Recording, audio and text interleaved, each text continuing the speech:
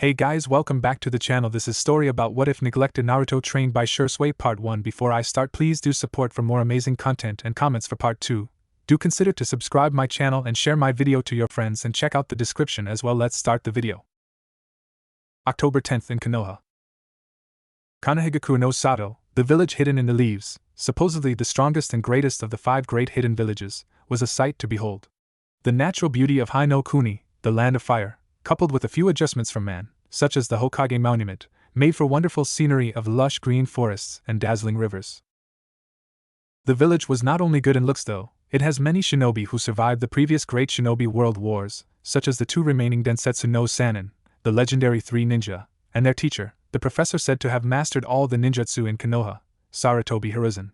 That's just the icing on the cake. It produces some of the best ninja who either end up making a big name for themselves or join the elite force of the Hokage, the Ansatsu Senjutsu Takushibutai, Special Assassination and Tactical Squad, Umbu, Dark Side, Black Ops. Among these are Konoha no Shiroikiba, the White Fang of the Leaf, Hataki Tsukumo, unfortunately deceased, and his son Sharingan no Kakashi, Kakashi of the Sharingan. However, in this peaceful village we can hear a mob of civilians and low-ranking ninja shouting and cursing while chasing someone. The cause of their disdain seemed to be a young boy no older than 5. He had spiky blonde hair and ocean blue eyes. He wore a black shirt with an orange flame pattern on the front and green shorts that reached a little below his knees. The most dominant features, however, were the whisker marks on his cheeks. "Die already, you demon," said a man amongst the crowd, which finally managed to surround him after he reached a dead end in an alley. "Get the demon brat, put his head on a pike and burn him in fire," said another drunk Chunin.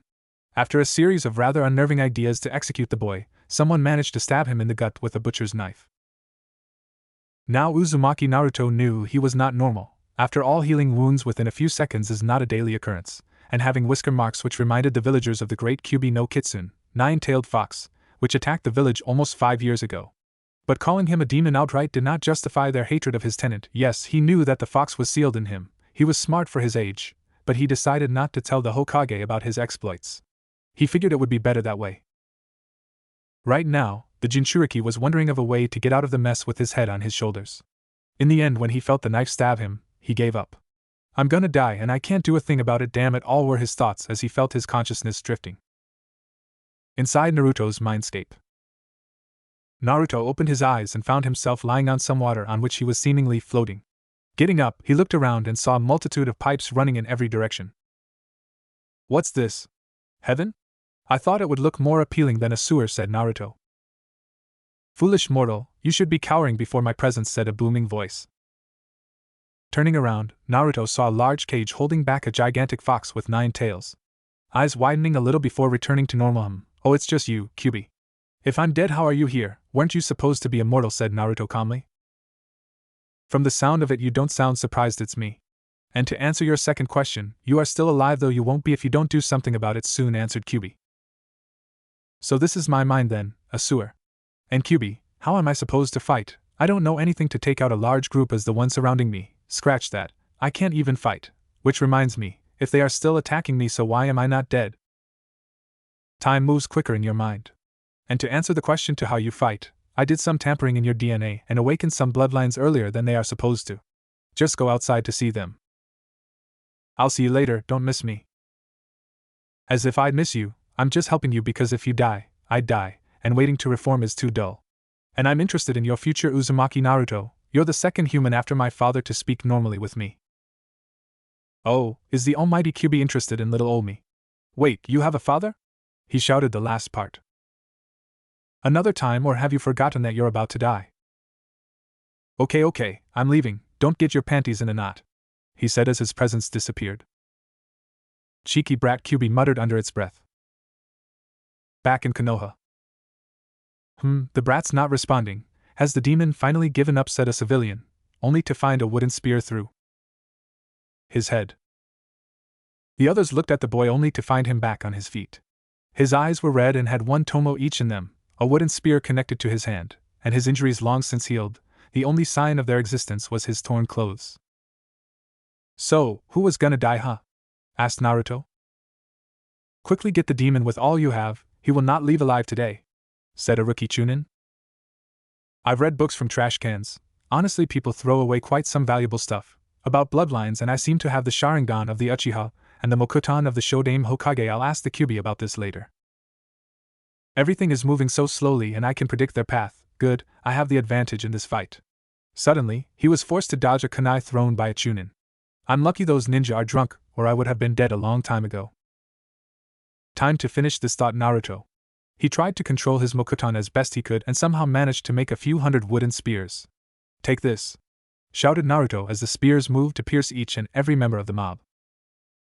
That's it, I can't do anything further, thought Naruto before falling to the ground. If he had been awake for a few more seconds, then he would have noticed the Hokage coming to the scene with a squad of Anbu.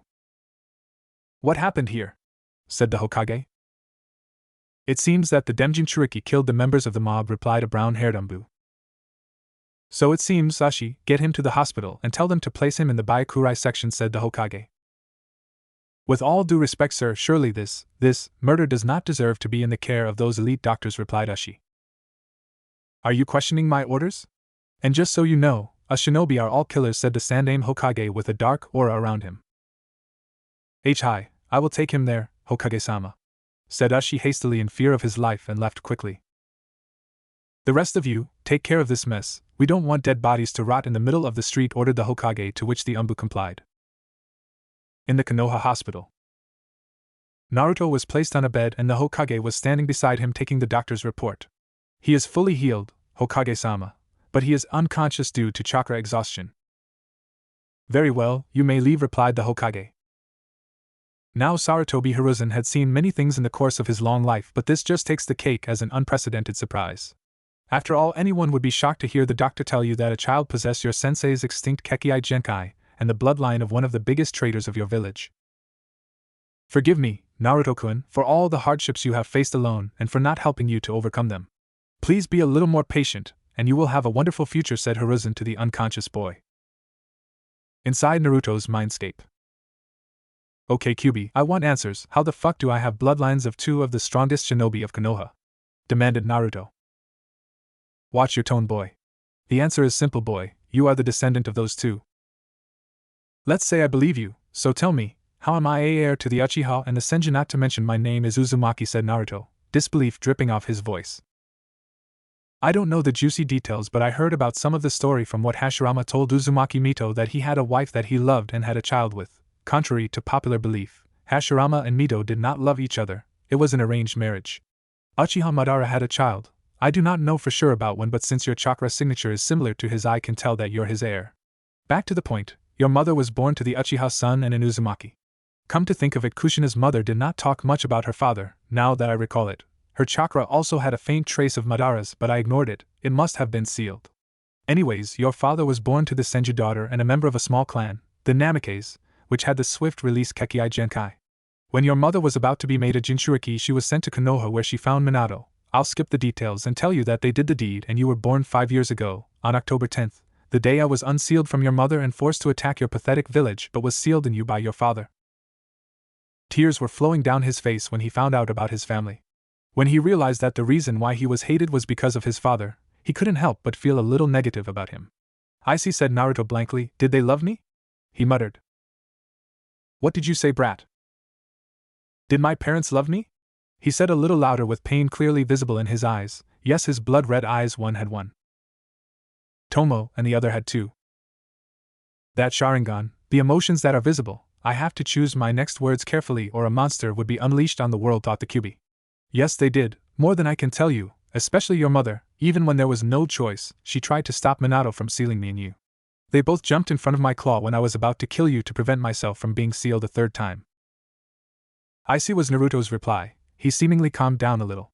You said you knew what Hashirama told Mito and what my grandmother told my mother before you were sealed. How? I read their memories, was the Kyuubi's simple reply. Wait, you said you were forced to attack the village? Mind explaining? Asked Naruto. A masked man with a Sharingan who claimed to be Madara controlled me with his eyes. I knew he was a fake, but he was strong enough to make me wreak havoc on the village. Remember one thing, that masked fool has the ability to pass them solid objects, so when you face him one day, make sure you have a plan, replied Kyuubi. So Toussaint was forced to seal the Kyuubi in me, thought Naruto. Thank you, Kyua. Do you have a name? I'm sure you do, asked Naruto. Yes, I do, but you can only find out when you are worthy enough, replied Kyuubi. Anyways, thanks for sharing this knowledge with me. You don't know how much this means to me, said Naruto cheerfully. Wahahaha, well, I'll be damned. This is the first time a human actually thanked me. Well, you should cheer up. I want to be your friend, said Naruto. Me, a friend? Don't make me laugh. I'm an embodiment of hatred, and from when I checked last time, I don't think I can have friends, replied Kyubi. Well, that's too bad because it doesn't matter what you think, said Naruto. Interesting, brat, we'll see about that. Back to business. You are currently a weak piece of trash unworthy to be my container, so consider yourself lucky that you interest me. I'll give you some guidance on how to go every now and then, but you'll have to arrange your training yourself, said the Kyubi. Thanks for the offer, but I have a feeling that you're just saying that for the heck of it, replied Naruto.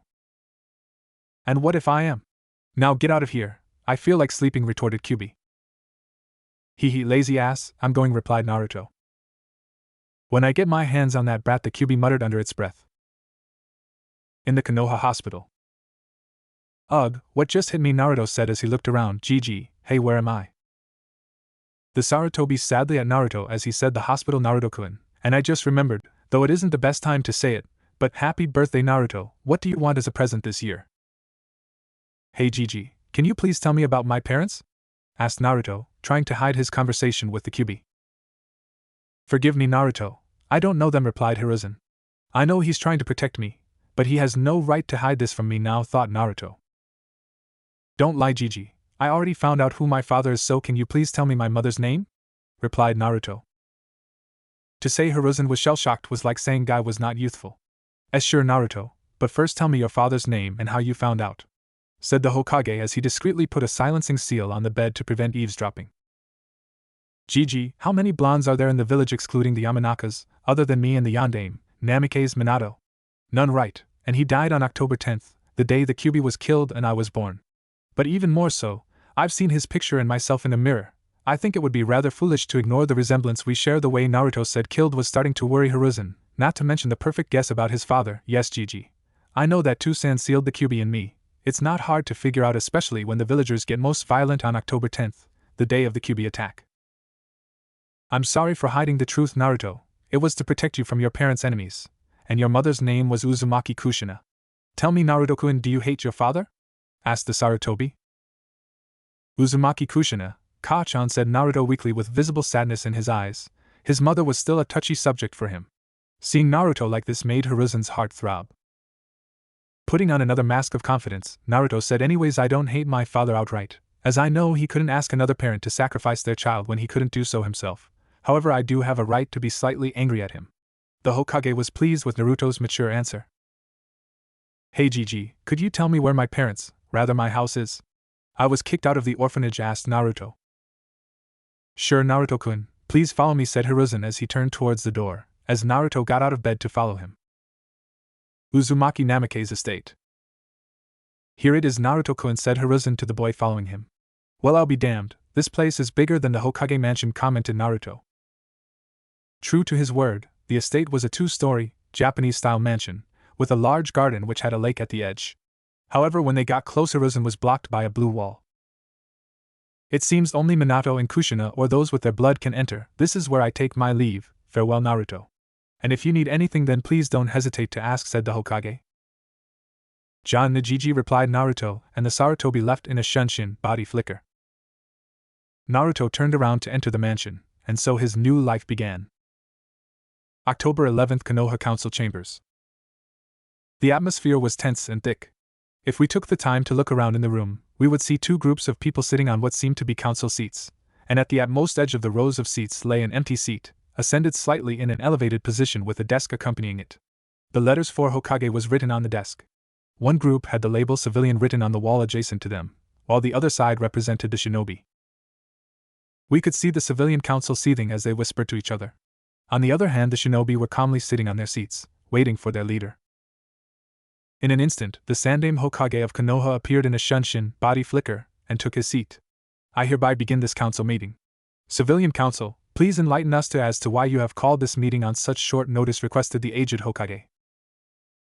With all due respect, Hokage-sama, we have received reports that the demon brat has massacred a large group of Konoha citizens, therefore we of the Civilian Council demand his execution, said Yuki Tokugawa, the marketing manager. According to what I have personally witnessed, The boy was merely defending himself, and to be honest, I would have executed the group on accusation of severe child abuse, as well as breaking an absolute law set by the Hokage. Also, you are to call him Naruto and not a demon, which would be a violation of another law, for which you shall be punished next time, said the Hokage with an eerie undertone in his voice as he said the last part. But Hokage-sama, as Sarenji Haruna, chairwoman of economics, was interrupted by Hiruzen. Are you questioning my orders, civilian? Need I remind you that this village is a military dictatorship? My word is the law, no one questions my orders. I have given you enough leeway, letting you off the hook for the most gruesome of crimes. Now if you don't want me to abolish the civilian council altogether, I suggest you remain quiet on this topic, all of you. Shikaku for most of the part was surprised. Never had he seen the Hokage using his authority properly. At times like this he remembers why the old Sarutobi is called the god of shinobi. What a drag, it would have lightened up this troublesome day had the civilian council been abolished, thought Shikaku, as did the rest of the shinobi. After all, the greed of the civilians was eating up the village inside out. Even the academy standards were lowered just to accommodate civil students, thus weakening the ninja force of the village. Hi, Hokage-sama, replied Haruna a little too hastily, as the other civilians were gobsmacked at one of the most prideful members of the civilian council who was used to arguing with the Hokage had just submitted. Now then, if there is nothing else, I call this meeting adjourned, said the Hokage as he left for his office. The others followed in suit, except that they went about their own business. Uzumaki Namake's estate, Konoha. When we looked inside this massive mansion, we would see that it was completely clean, as if years of being unattended had done nothing to it. After all, there were preservation seals all across the house to keep it clean and in mint condition. If one were to take a stroll in the house, he would eventually reach a room to find a desk with some letters on it. If a curious person were to check them, they would find out that they were from Minato, Kushina, and some written by both of them. In front of the desk we find our favorite Uzumaki sitting in a lotus position, seemingly meditating. On his face were some dried tear stains which he probably shed at reading his parents' letters. Flashback after entering the compound. So Toussaint had a huge mansion. Well, he was the Hokage after all, thought Naruto as he finished examining the residence. The mansion had a large kitchen, 5 large bedrooms, a bathroom in each one, and a lounge on both floors with the guest rooms on each of them. As Naruto entered the master bedroom, he quickly scanned the room and found a desk with some letters on top. As he went through them, he found out that they were from his parents along with some of their pictures. For him, 3 in particular stood out. The first was when Kushina became a jounin. Ka-chan sure was beautiful. Toussaint was quite lucky. The second was when Minato became Hokage. He sure does look powerful in that getup. The final and most emotional for him was of a pregnant Kushina with Minato beside her. They seemed to be playfully talking to the developing baby. Naruto didn't know what to think. A lone tear trailed down his cheek. He was happy that his parents loved him, sad that they were not with him, and determined to make them proud of him. He decided to read the letters and his mother's first. He took it out and began. Dear Naruto, this is your Ka-chan. I know what type of situation you are in while you're reading. I'll tell you this, I'm sorry for not being there for you, but know this, no matter what you may think of me, I will always love you. Upon seeing the tear stains, his heart began to throb and his cheeks felt wet, but he continued on. Oh, look at me, I'm crying even when the situation of me leaving you hasn't occurred. You must think Ka-chan is emotional tebbing. Hee, there it is, my embarrassing verbal tic. I hope you don't have it, but I wouldn't mind since it would make me and my Sochi-kun similar. Anyways, enough about me. I really want to touch you, to be there for you when you feel sad and enjoy with you when you're happy. Some more tear stains on the letter were seen. Make sure you eat healthy, that means you eat your veggies. Make sure you sleep on time and be well rested, but don't oversleep because that's unhealthy. Work hard and study. Respect your teachers. If you don't get something, then don't feel down. Everyone has things they are good and bad at. And make some friends. They don't have to be many. Just 2 or 3 are fine, but they have to be good and able to look out for your back, and I know this world is made of men and women, so it's natural to find a girl that you like. Just make sure she's nice like your Ka-chan. Me and your Tu-chan left some information for your training should we not be there for you. I really want to be in your life from the bottom of my heart. Please forgive me for not being there for you. Lots of love, Konoha's Red Death, your Ka-chan, Uzumaki Kushina. By now Naruto was in tears, but he noticed that Konoha had been as hastily cut, and he noted an extra note written hurriedly. P.S. Don't trust Konoha. Minato told me that during the Kyuubi attack, he saw some people working to take down the village in the chaos and plotting to harm you. Read Minato's extra note for detail. Remember, I love you, Tebane, and we hope you can overcome the Kyuubi's hatred. As a Jinchuriki myself, I know how painful it is, but fill your heart with love and be close to those precious to you. I'm sorry, Naruto. Some blood had also managed to fall on the note as sweat and tears marred it. You have nothing to be sorry for, Ka-chan thought Naruto. The side note had raised teary-eyed Naruto's curiosity. He picked up Minato's letter and read it. Dear Naruto, this is your Tuchan, though you might not call me that for not being there for you. Know this, that I have loved you since the day you were born and before. All I basically have to say is the same as your motor mouth, Ka-chan. Naruto chuckled at that. Anyways, me and your Ka-chan have planned a training schedule on the other letters. I know it's hard to live without a father. After all, my father died before I was born. Sorry for getting sidetracked there. I will tell you this one last thing. I love you, my Sochi. With love, the yellow flash of Konoha, the Yandame Hokage, regrettably, Namake's Minato. Naruto noticed that once again Konoha was cut hastily, and that he regretted being Hokage. A hastily written note by Minato followed. P.S. Naruto, do not trust Konoha, they are plotting something. While the Sandaime and the shinobi were fighting the Kyuubi, there were some members of the civilian council who were doing something with some IWA and Kumo ninja. I also overheard Danzo with some council members saying that after I would make you a Jinchuriki and that they would try to control you. That crafty bastard figured out what I would do. However, I couldn't do much about it because of a masked man, claiming to be Uchiha Madara, attacked me. Then I had to deal with the Kyuubi. Sorry about that, but I hope you understand. How can I ask a parent to give up their child when I couldn't do the same myself? I hope you can control the Kyuubi and bring peace to the world. I've left you a surprise in the seal which you can see when the time comes. So Konoha is destroying itself, and who is this Danzo? Me, bring peace to the world, yeah right, peace seems to be a pipe dream right now. I'd rather destroy the world, Naruto thought, but after the last part he shivered as he remembered his first kill, rather massacre. Am I a monster? He whispered to himself. I need to sleep, he said to himself, suddenly feeling a lot of guilt as well as some mixed emotions due to his parents' words, and he felt that rest would help him get over it. Flashback end. I didn't do anything wrong. If I let them live, then they would have killed me without second thought. Naruto had just woke up and was in a constant attempt to convince himself that he didn't do the wrong thing. With a heavy heart, he decided that occupying himself was all he could do to forget about his trauma. Therefore, he quickly washed himself and made a breakfast of bacon and eggs.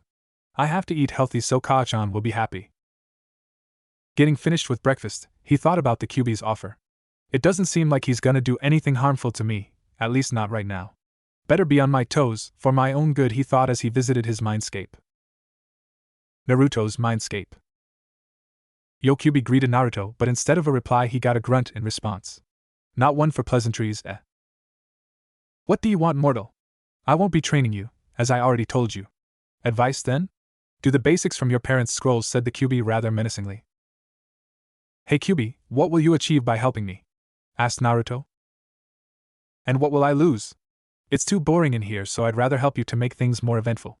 Who knows, you might even free me in gratitude, replied the Kyuubi. How about a deal? I know I will die if you get free, so I will find a way to release you without dying. That would be unpleasant, to say the least, offered Naruto. Ha ha ha, you're amusing brat. I suppose I really have no other choice than to rot in boredom, so I guess we can call it a deal, answered the Kyuubi. So when do we start? Questioned Naruto. Are you an idiot? Don't answer that, just do what I told you. I will not be training you directly, answered the Kyuubi. Sigh, I suppose I have no other choice. See you later, Tebeo, said Naruto as his presence vanished. Like I would want to, retorted Kyuubi. Uzumaki Namake's estate, Konoha. Tebeo? That was a first. I suppose it's something that makes me and Ka-chan alike, said Naruto a little cheerfully, but felt a little down because he was alone in the world. No need to get down, Ka-chan would beat me to hell for that, thought Naruto. Suddenly he heard a ringing bell. When he went to check the source of the sound, he saw a moving picture of the Sandaime in between a seal. Impressive, I must learn Fuinjutsu, thought Naruto as he went outside. Outside Uzumaki Namake's estate, Konoha. Hey Gigi, what brought you here? Asked Naruto. Hello Naruto-kun, I'm here to give you a warning, said Hiruzen as he waited for Naruto to process the information, and he got a sign to go on from Naruto. You see, earlier I was in a council meeting and they planned to kill you. I used my influence to stop them, however they can unofficially assault you at any time, so watch your back. Got it, Gigi, said Naruto as he asked in a slightly guilty voice. No Gigi, am I a monster? Hiruzen was surprised at the sudden question and swiftly replied, No Naruto-kun, whatever made you think that? You see, yesterday, before I was in the hospital, as you already know, I massacred a group of people, replied Naruto. At least this is not due to the council's manipulation, the Sandaime thought, and then said, Look, Naruto-kun, what you did back there was not wrong. If they were not dealt with, then they would have threatened your well-being. So don't feel guilty for killing them. Killing is in our line of work as shinobi. You do want to become a shinobi, right? And he received a nod in response, so he continued, Just remember you are doing whatever you may be doing so that those precious to you can be happy. Arigato Gigi. I needed that, replied Naruto, feeling better on the subject. Very well, Naruto-kun, I won't take up more of your time, so this is where I take my leave. Farewell. John Gigi, said Naruto in response, and he went to explore the village. Let's visit Ayame and Taichi-ji, and some ramen, thought Naruto. Ichiraku Ramen Stand, Konoha. Inside a busy street of Konoha, there was an average-looking ramen stand. It was a family business which was constantly evolving and earning a lot of profit. I'm so bored, whined a tired Ayame. I wish Naruto-chan were here to liven things up. Oh hail, Ayame, Taichi-ji greeted Naruto as he came from behind the covers. Speak of the devil, how are you, Naruto-kun? Replied Taichi. Tusan, Naruto-chan is too cute to be a devil, retorted Ayame. Naruto chuckled as he said, I'm fine, actually I'm hungry for ramen, as if on cue, his stomach grumbled. Got it, one Naruto special on the house for brightening the day up, said Taichi as he went to the back. So Naruto-chan, what have you been up to? I haven't seen a prank for weeks. I was getting worried, said Ayame. Hee, just wait and see, I'm gonna make tomorrow a day worth remembering, replied Naruto, with a mischievous glint in his eyes. Knowing you, I'll hear squeals from the Hyuga compound, joked Ayame. How did you find out? Feigning surprise. I just know you that well, retorted Ayame. Here you go, Naruto-kun, eat up, said Taichi as he brought the ramen. Let's see if you can break your previous record of eating speed, said Ayame. Actually I think it would be better if I start eating normally, replied Naruto as he slowly his favorite dish and thought, wow, ramen tastes even better when eaten slowly. Era, is my cute little Naruto-chan finally practicing to ensnare a damsel's heart? You should play the knight in shining armor role, it never fails, teased Ayame, at which Naruto blushed and stuttered incoherent words. After calming down, Naruto decided on only 3 bowls of ramen instead of the usual 20. He talked with Ayame a bit and eventually finished his food. Ayame, Taichi-ji, said Naruto, and he went back home. See you next time, Naruto-chan / Naruto-kun, replied Ayame and Taichi. Uzumaki Namake's estate, Konoha. I should visit them for ramen more often, it's always fun around them, said Naruto to himself as he went to the master bedroom. Well, first let's check if I can actually channel chakra, thought Naruto as he got tips from a scroll. He focused for a second and found a warm blue ocean. So much chakra, the scroll said that I would only feel a small pond, were his thoughts, as he stopped the chakra flow and opened his eyes. I can see the chakra around me again, this must be the Sharingan, thought Naruto. I'm in for a hell of a ride. Man, it will take a long time to get stronger, said the blonde to himself. I guess I should start with the other scrolls, thought Naruto as he went to the desk. He picked up the seemingly simplest scroll and read it. So they expected me to have humongous chakra reserves. I have to master the leaf balancing and tree walking in 3 days, maximum. Water walking will take 4 days, I need to have above average chakra control by the week, another week for perfection of the exercises, planned Naruto as he left for the training ground. Uzumaki Namake's training field, Konoha.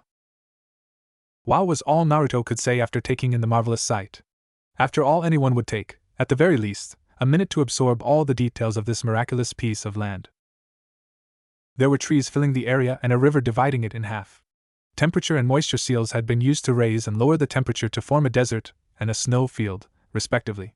Other than that, targets had been set up for shuriken jutsu. Some targets were apparently impossible to hit, yet we can see a kunai embedded in them with perfect accuracy behind the target. This is the best place I could possibly ask for to train in. Any more and Kami herself may as well come down from heaven to help me, thought Naruto. It is to be expected, the Yondaime Hokage wasn't called the Yellow Flash for being a slouch. Gotta be efficient, I have to finish this as fast as I can. Kao-chan had to practice daily to keep up control of her astounding reserves. That alone shows how necessary control is, said the blonde to himself. He picked up some leaves, placed them on his forehead and channeled some chakra, and surprisingly he got the desired results mentioned in the scroll on his first attempt. Must be because of the Sharingan, thought Naruto. Tree walking is next then, he said to himself. He channeled some chakra to his feet and ran towards the tree. Instead of running on, the bark of the tree got crushed. I knew it. Easy exercises like the left balancing are simple enough, but tree walking is gonna take a day or two, figured Naruto. Time skip 2 days. We could see Naruto running on a tree and then jumping onto another, repeating the process several times. I'm satisfied with the control. That was kinda fun, he muttered the last part. No time to waste. Water walking, prepare to be conquered, Tebeo, said Naruto, happy on his success. He moved on to the river. Wait a second, I don't want to fall in the water because I was too impatient. Now, water walking is like tree walking, it's just that I have to adjust to the constant flow of water, Naruto thought as he focused his chakra and moved onto the water. His first few steps were successful, but a few seconds later, the water reached his waist. Troublesome. This will take a while, said Naruto to himself as he started to practice tenaciously. Uzumaki Namake's training ground, Konoha. It had only been a few weeks since he started training, and he had already mastered water walking. When we look out at the ground, not much has changed, but looking at the river we could see what a civilian would call an unnatural occurrence. Uzumaki Naruto was currently running on the river with some kunai balanced on his fingertips. He learned that exercise after mastering water walking. He figured that his large chakra reserves would be a liability without control, so he decided to do several exercises simultaneously. He hadn't mastered any of the exercises per se, however he was very proficient in them and they were like second nature to him. In all honesty, he knew that he couldn't truly master the more technical exercises, like the tree climbing and water walking exercises, in such a short time considering his reserves. And no matter how much he wanted to rush things, he knew it was a bad idea. In a display no 5-year-old should be capable of, Naruto unknowingly recreated the Kagutsu no Jutsu, puppet technique, and used chakra strings to hold the kunai a small distance away from his hands. Well, that should be enough. Let's read the part of the chakra control scroll which Ka-chan wanted me to read after the kunai balancing, said Naruto, as he walked inside the mansion. Looking at his attire, a completely drenched black short with an equally wet black shirt, he mused, that'll have to come later. I'd rather not be seen as trying to wash my clothes while wearing them. Hokage Office, Konoha. In the office of the dictator of Konoha, we could see an apparently weak old man. However, anyone with such a thought would be in for a rude awakening. After all, this was the man who had survived all 3 of the great shinobi world wars and was ready to fight further to protect his village. This was the man who earned the moniker Shinobi no Kami, God of Shinobi. However, right now we could see the professor, who had mastered all the jutsu in Konoha, contemplating on an issue. What am I to do with Naruto? Was the lone thought of Sarutobi Hiruzen. It seems that the Mokuton he used was unconscious, so I'll ask Tenzo to give him lessons during his genin days. Then he thought of the perfect idea for Naruto's Sharingan. Torai, he called as a bird Mastambu appeared in a swirl of leaves signifying the use of a Shunshin. Go call Tora, as the soldier did as he was told. In a moment a tiger Mastambu appeared. You called, Hokage-sama, said Tora. Take off your mask, commanded the Hokage. As he took off his mask, we could see a young man with unkempt black hair and a broad nose. He had well-defined eyelashes which were curved upwards and cold black eyes, which belonged to the Uchiha clan. Shisui, you must be aware of a boy named Naruto. The Jinchuriki, it was more like of a statement than a question. You are to train the boy, make him experienced in the use of his Sharingan. Yes, he has a Sharingan. I am currently working out how, requested the Hokage. Hi Hokage-sama. If I may ask, how did you find out about his eyes? Were the words that left Shisui's mouth. Good question, however you should be aware of the answer. Replied the Hokage and added, you are to work as yourself, so you have no need for Ambugir. You will be of Jonin rank for the mission. So the villagers went that far with him, mused Shisui and said hi, Hokage-sama, as he left in a swirl of leaves. In front of the Uzumaki estate, Konoha, and from here on out, it will be just called the Uzumaki estate. We could find a lone Uchiha casually strolling towards the fairly large mansion at a casual pace. Enjoying the scenery and taking in the sights, Shisui had an almost unnoticeable smile on his face as if he was reminiscing something of his past, something pleasant. So here's how I go about this. I go there and be direct. I tell him everything and see if he trusts me. Let it be known, Uchiha Shisui has never been one to lie to a child were he not ordered to. Hokage-sama did order me to train him, hence become his friend, and he will trust me as a friend if I am honest with him. Seeing a person he recognized as Shunshin no Shisui, Shisui the teleporter, also known in the bingo book as Birizubirei Shisui, Blaze Blade Shisui, in front of his house, Naruto left his scroll, went to greet him. Yes, he knew about quite a few famous people.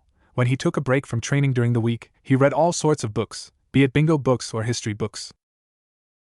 To what do I owe the pleasure of having an S-class shinobi at my front door? Greeted Naruto upon seeing Shisui in his standard Uchiha clothing. The pleasure is all mine, Uzumaki Naruto, rather, Uchiha Naruto, replied Shisui after Naruto reached the end of the barrier clad in black trousers and a dark navy blue shirt. I see, so why exactly are you here? Asked Naruto. You see, my short little friend, Naruto glared at Shisui. For that, the Hokage has asked me to train you, as well as to be your friend, said Shisui. Well, I do need help for my Sharingan, and a friend, so when do we start? Asked Naruto in reply. Good, meet me at training ground 4 at 6 a.m. sharp. It's displaced from the main village, so it's private enough, said Shisui as he disappeared in a swirl of leaves. Training, huh? I suppose life is starting to look up to me, said Naruto to himself as he went inside his home. With Naruto. He called me an Uchiha. Well, that's to be expected with the Sharingan. Well, technically I am an Uchiha. Madara had a son with an Uzumaki, so my Ka-chan had stronger genes than my two-chans, were they not sealed. Two-chan was only a Senju, Ka-chan was an Uchiha and an Uzumaki. I will take one of Ka-chan's names, either one will do, Naruto thought.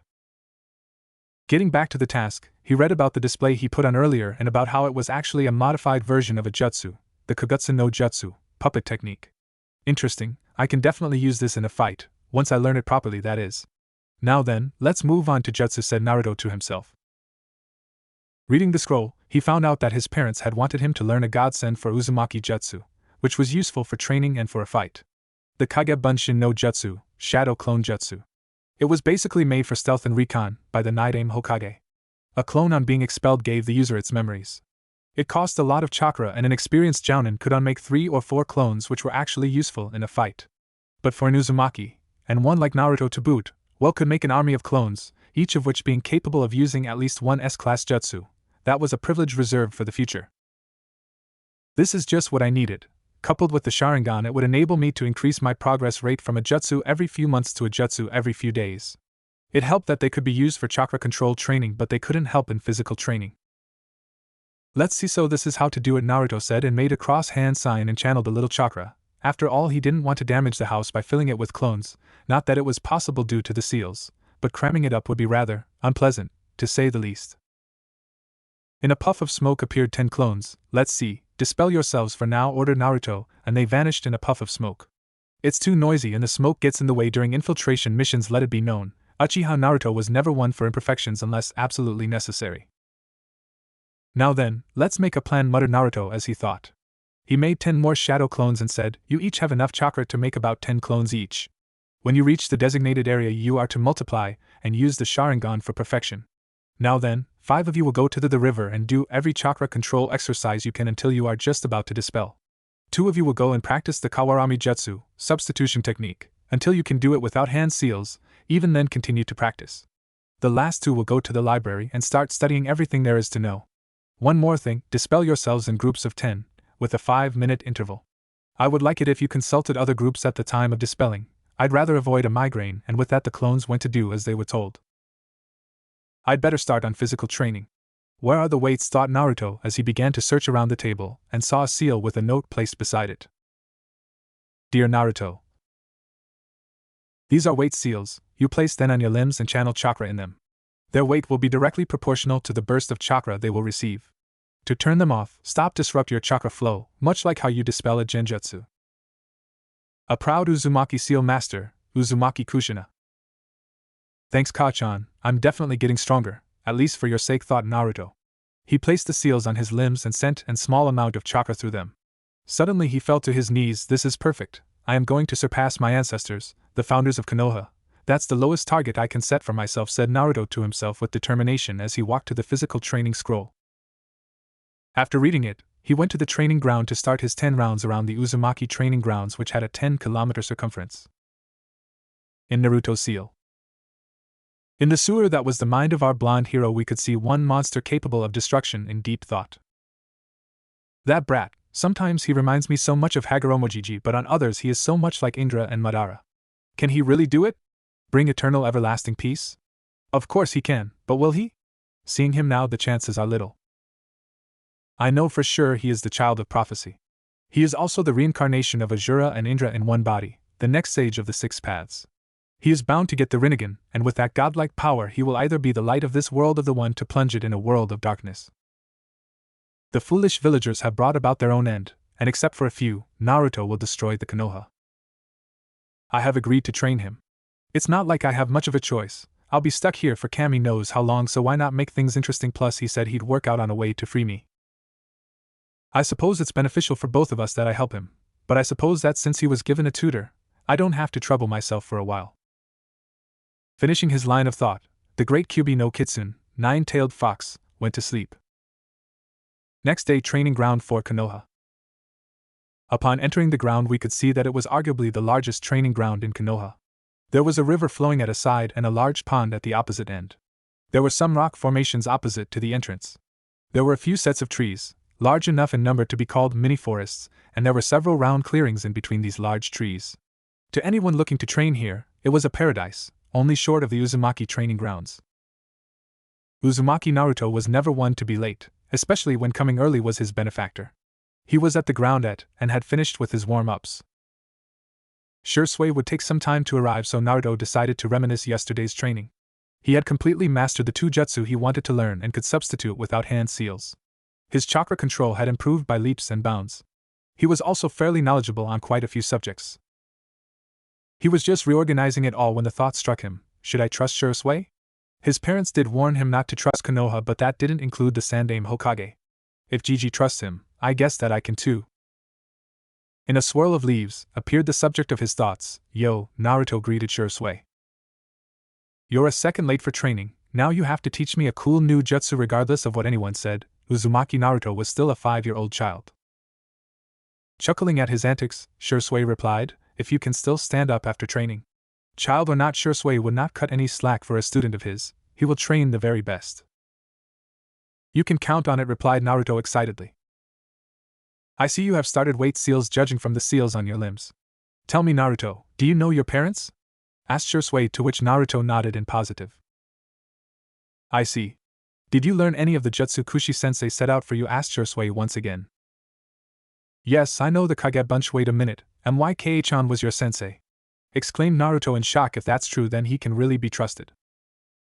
Why, of course, she made me the man who I am now. As such, it is my responsibility to make you a person greater than your parents, replied Shisui. Getting over his shock, Naruto replied, as I was saying, I know the Kage Bunshin no Jutsu, Shadow Clone Technique, the Kawarami no Jutsu, Substitution Technique, and the Henji no Jutsu, Transformation Technique. I can also consciously activate the Sharingan, but as for the Mokuton, well, I can consciously do it at a very small scale. Let me check, said Naruto as he manipulated the trees behind him and made 2 chairs of wood. Have a seat, said Naruto, being polite. Show off, muttered Shisui under his breath. Taking a seat, Shisui then gave Naruto his task for the day. Okay, don't expect me to go easy on you because you're sensei's son, in fact that'll make me even more strict. Make as many Kage Bunshin as you can. Kage Bunshin no Jutsu, Shadow Clone Technique, cried Naruto as 300 clones were made, and he said, I can make about twice as many, which can use a few A-rank jutsu, but I think that fewer clones with more chakra will be better for training and to avoid headaches.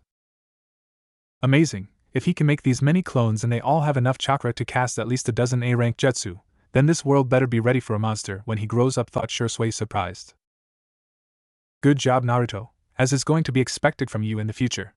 Since you have this many clones, make about 50 of them practice chakra control exercises, if you know any, otherwise there is a scroll near the lake that you can use. I will make some clones in a while, 25 of them will go with a few of them to practice shuriken jutsu. I will test your chakra affinity later, keep the rest ready for those exercises. Dispel in groups of 10 every 2 minutes, migraines are a bitch, ordered Shisui and made 55 clones and sent 5 of them for the shuriken jutsu group. Taking a piece of paper out of his pocket, Shisui said, this is chakra paper, it is made from trees grown with the help of chakra. Pass your chakra through it to determine your chakra nature. If the paper is cut, you have wind. It burns for fire. It gets soggy for water. It gets crumpled up for lightning. It gets aged or turns to dust for earth. Naruto took the paper from Shisui and did as told. The paper cut into 4 pieces, 1 burned in a brilliant flame, 1 turned to water, 1 turned into very fine dust, and the last one got crumpled up and expelled some sparks of lighting.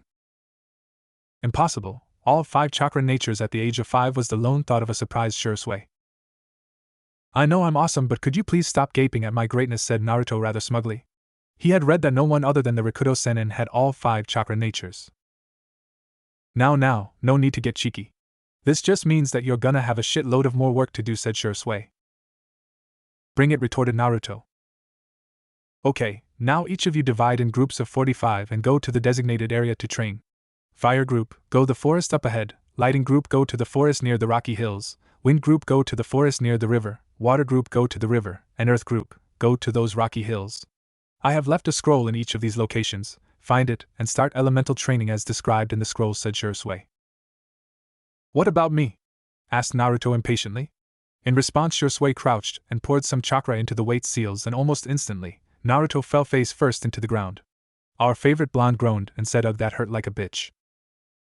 Get used to it. Don't expect me to go easy on you, and when I feel that you're getting used to the seals, I'll increase the weight, said Shisui, and threw a scroll. Pick it up and start following it to the letter.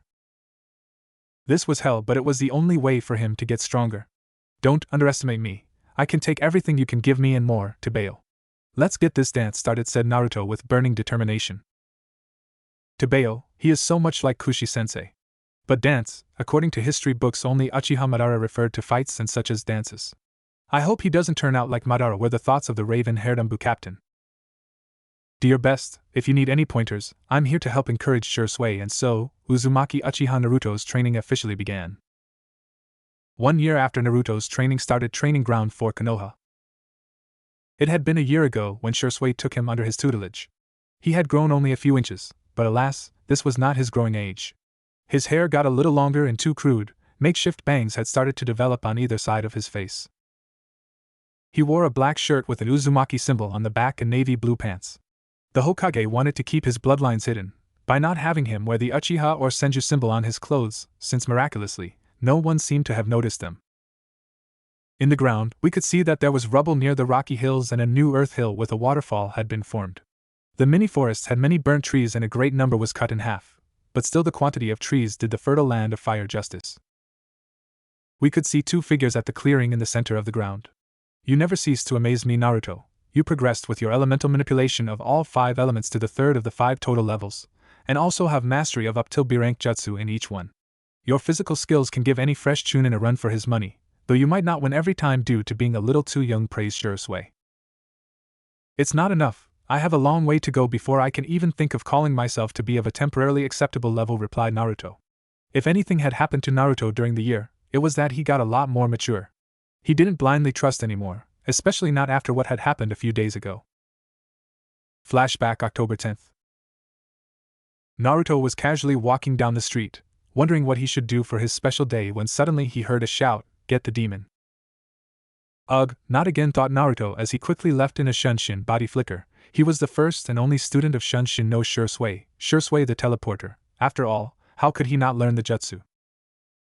Appearing in front of the Ichiraku ramen stand, he decided to have some food.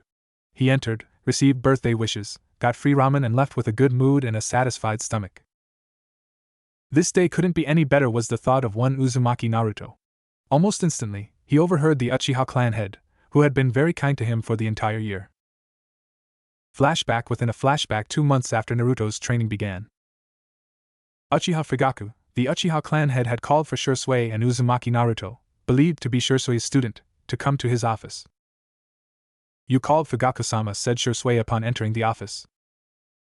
Yes, Shisui, the reason being that it is believed that you have taken up an apprentice while you ignored all possible candidates from the Uchiha clan and settled for second best, replied Fugaku.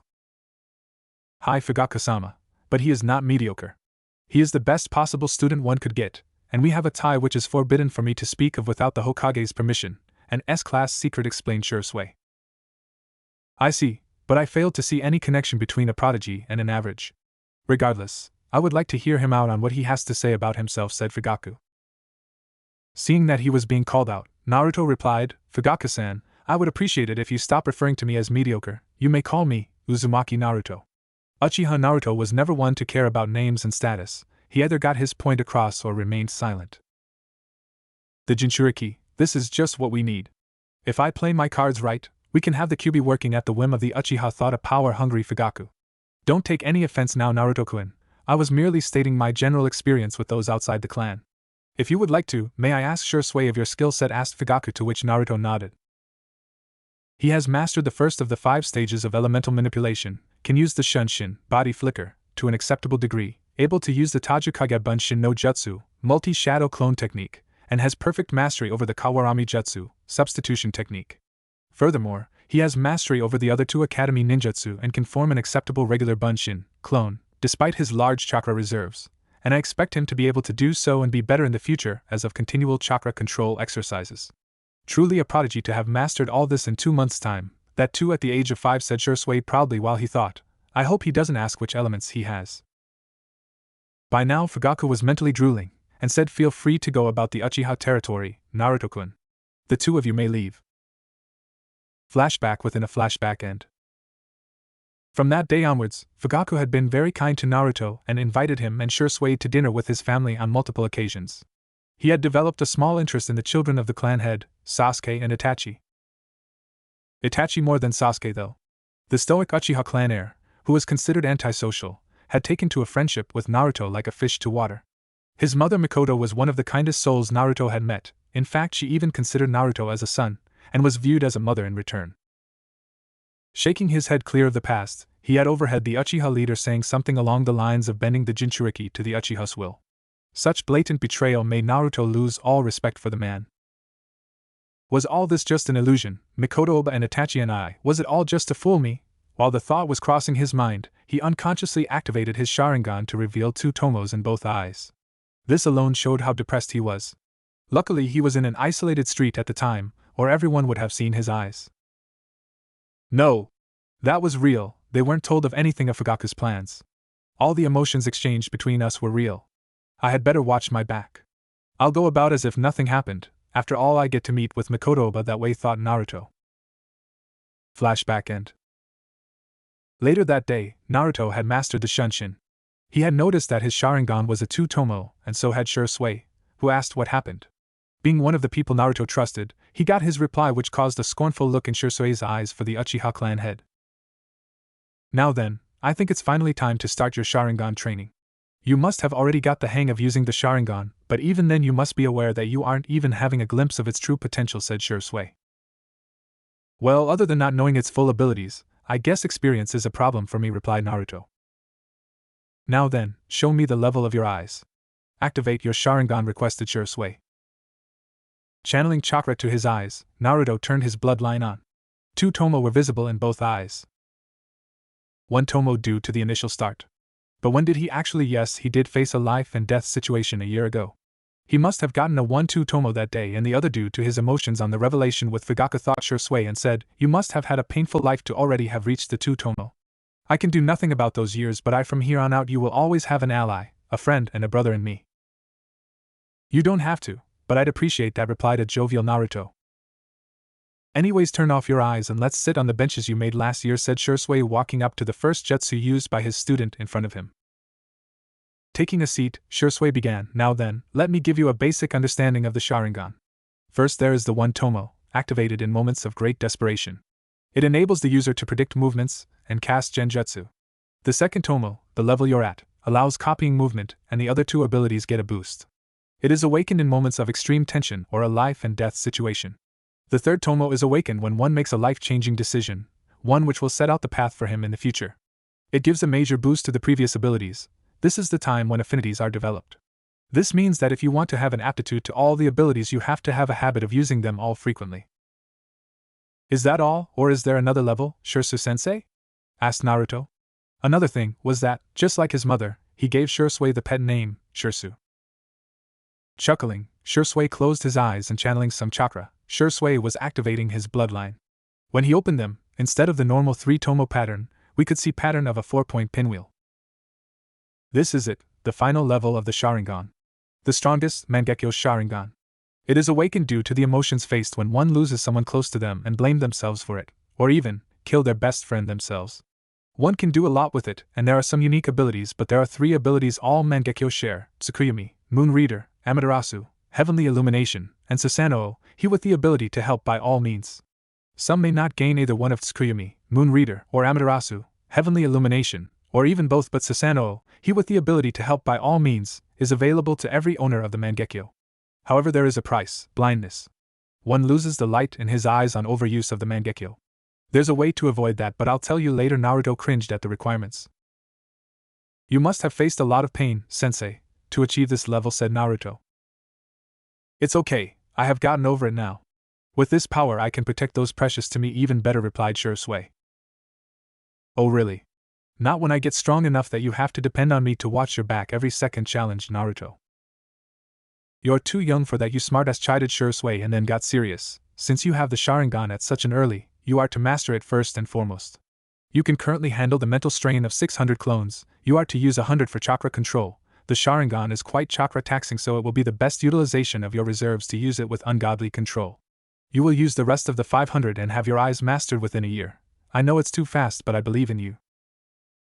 Hi Shisui-sensei, with your help, I could have it down by a month with ease, replied a confident Naruto. I hope that your confidence isn't misplaced.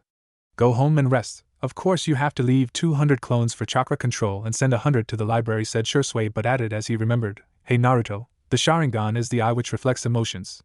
If you feel angry or vengeful, it will respond and make you stronger but will intensify those emotions.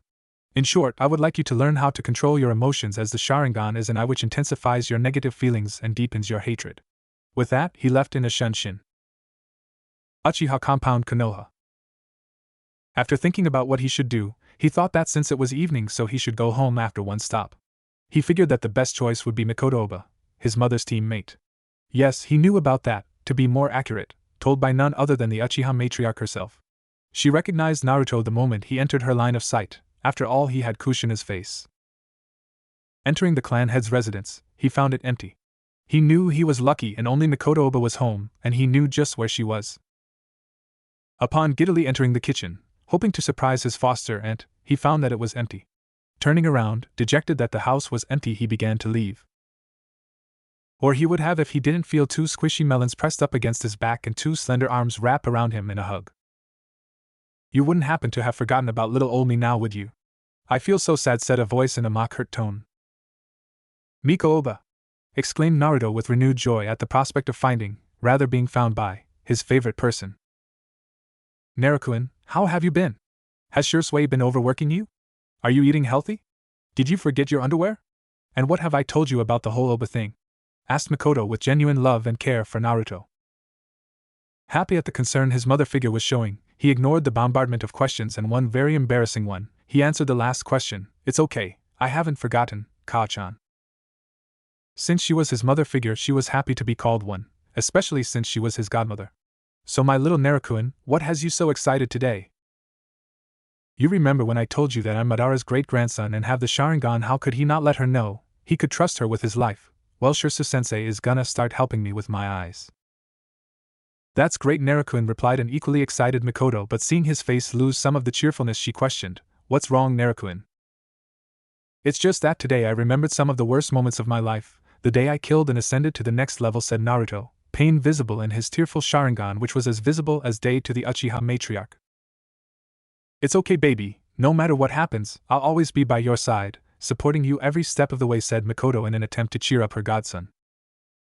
Thank you, Ka-chan, replied Naruto, feeling genuinely happy that he had someone who cares for his well-being. You know, if you want any pointers on how to better use your eyes, you can always come to me. Believe it or not, they used to call me the most efficient user of the Sharingan, seconded only by Uchiha Madara, said Mikoto. I knew Ka-chan was awesome, but don't get too depressed when I say that you'll be the third best user. After all, you are looking at the soon-to-be best user of the eyes, trumping even the likes of Madara, said a giggling Naruto. Oh my, such high-mark dream, but I'm sure that if anyone can do it, it's you, said Mikoto with confidence. Thanks, Ka-chan, replied Naruto. Well, it's getting late, so you'd best be getting home now. I hope you come back to visit soon, said Mikoto. Hi, Ka-chan. See you later, replied Naruto, leaving in a swirl of leaves, but not before placing a kiss on her forehead. Chuckling at the mess made by the boy, Mikoto said, that boy, what am I going to do with him? He could at least leave out the leaves, knowing full well about her son figure's mastery over the Shunshin. Naruto's Mindscape. After coming home, Naruto decided to give the Kyuubi a visit. The fox must have gotten lonely, and since they were bound together till death, why not give it company? Yo, Kyuubi. How have you been? Still have your sanity intact, or should I just leave you alone to your beauty sleep? Greeted Naruto, getting a grunt in response. Why are you here, mortal? How could I possibly wish to be in your company, replied Kyubi. Can I come and visit my best friend for once, retorted Naruto, enjoying the banter but then got serious. I've mastered all that I was given on my parents' beginner's scroll. Chakra control, Academy Jutsu, Shuriken Jutsu and some basic Taijutsu. So when are you planning for me next? To be honest, I was hoping you would take longer than that, but you are proving yourself to be slightly worthy for my help. I won't help you unless absolutely necessary in my opinion. You are to train as the little Uchiha tells you to, replied Kyubi. That means quite a few years then. Well, see you later, said Naruto as he was about to leave. Wait a second, answer this one question first. What are your views on everlasting world peace? Asked Kyubi. Seeing no harm in replying, he answered in a serious tone. Peace is not something one can grab in his hand. One would have to put his life at stake for it, and even then, the results would be temporary. In this cruel world, a path to true peace seems impossible. Nothing at all like Rikudojiji, thought Kyubi, and said, very well, you may leave. I wonder why you would ask that. Anyways, see ya later, retorted Naruto. As if I would ever want to, was the reply of the being of mass destruction. Uzumaki Estate Master Bedroom, Konoha. That was an interesting conversation. I wonder why he would ask me about world peace. An impossibility if you asked me, said Naruto to himself and went to sleep. He had a big day tomorrow and he would need all the rest he could get. After all, mastering the Sharingan in a year, 600 clones or not, was not an easy task, and he was just 6 years old. However, he was not one to bend down to any challenge. Training ground for Konoha. Uchiha Shisui and Uchiha Naruto could be seen standing in the center of the ground. After using the Kage Bunshin no Jutsu, shadow clone technique, and making 4 clones, Shisui said, now then, Naruto, you will make 600 and send 100 for chakra control training. As for the other 500, they will divide into groups of 100 each and go with a clone of mine and do as I am about to say. One group will practice reading and predicting movements, another will practice Sharingan Genjutsu, one more will be practicing copying movements and jutsu, and the remaining 2 groups will develop a taijutsu style which can be used with and without the Sharingan, of course under the guidance of my clones and a few scrolls. As the clones left to do as told, Naruto, without the need for Shisui to speak, activated his weight seals and began physical training. He makes me so proud, thought Shisui, fully believing in his student's ability to achieve the impossible. If you need any help, don't be shy to ask. His student has never once needed any extra help. And this was how Uchiha Naruto's Sharingan training began. 1 year after Sharingan training, training ground for Konoha? There was a question anyone who knew about Naruto's training, and once even Naruto himself, would ask. Why does he not start with the basics like everyone else? That's the thing, he's not everyone else. He is special, has 2 of the strongest bloodlines and an extremely potent chakra, expected to be comparable with Biju in the future. As such, it is only fitting for him to get control. Now it would be a simple task to teach a prodigy the basics, but why not lay the foundations for understanding any complexity? This was the reply Shisui gave to Naruto, along with an added besides, how much more basic can you get? You're doing chakra control training and physical exercises, practice on elemental control and whatnot.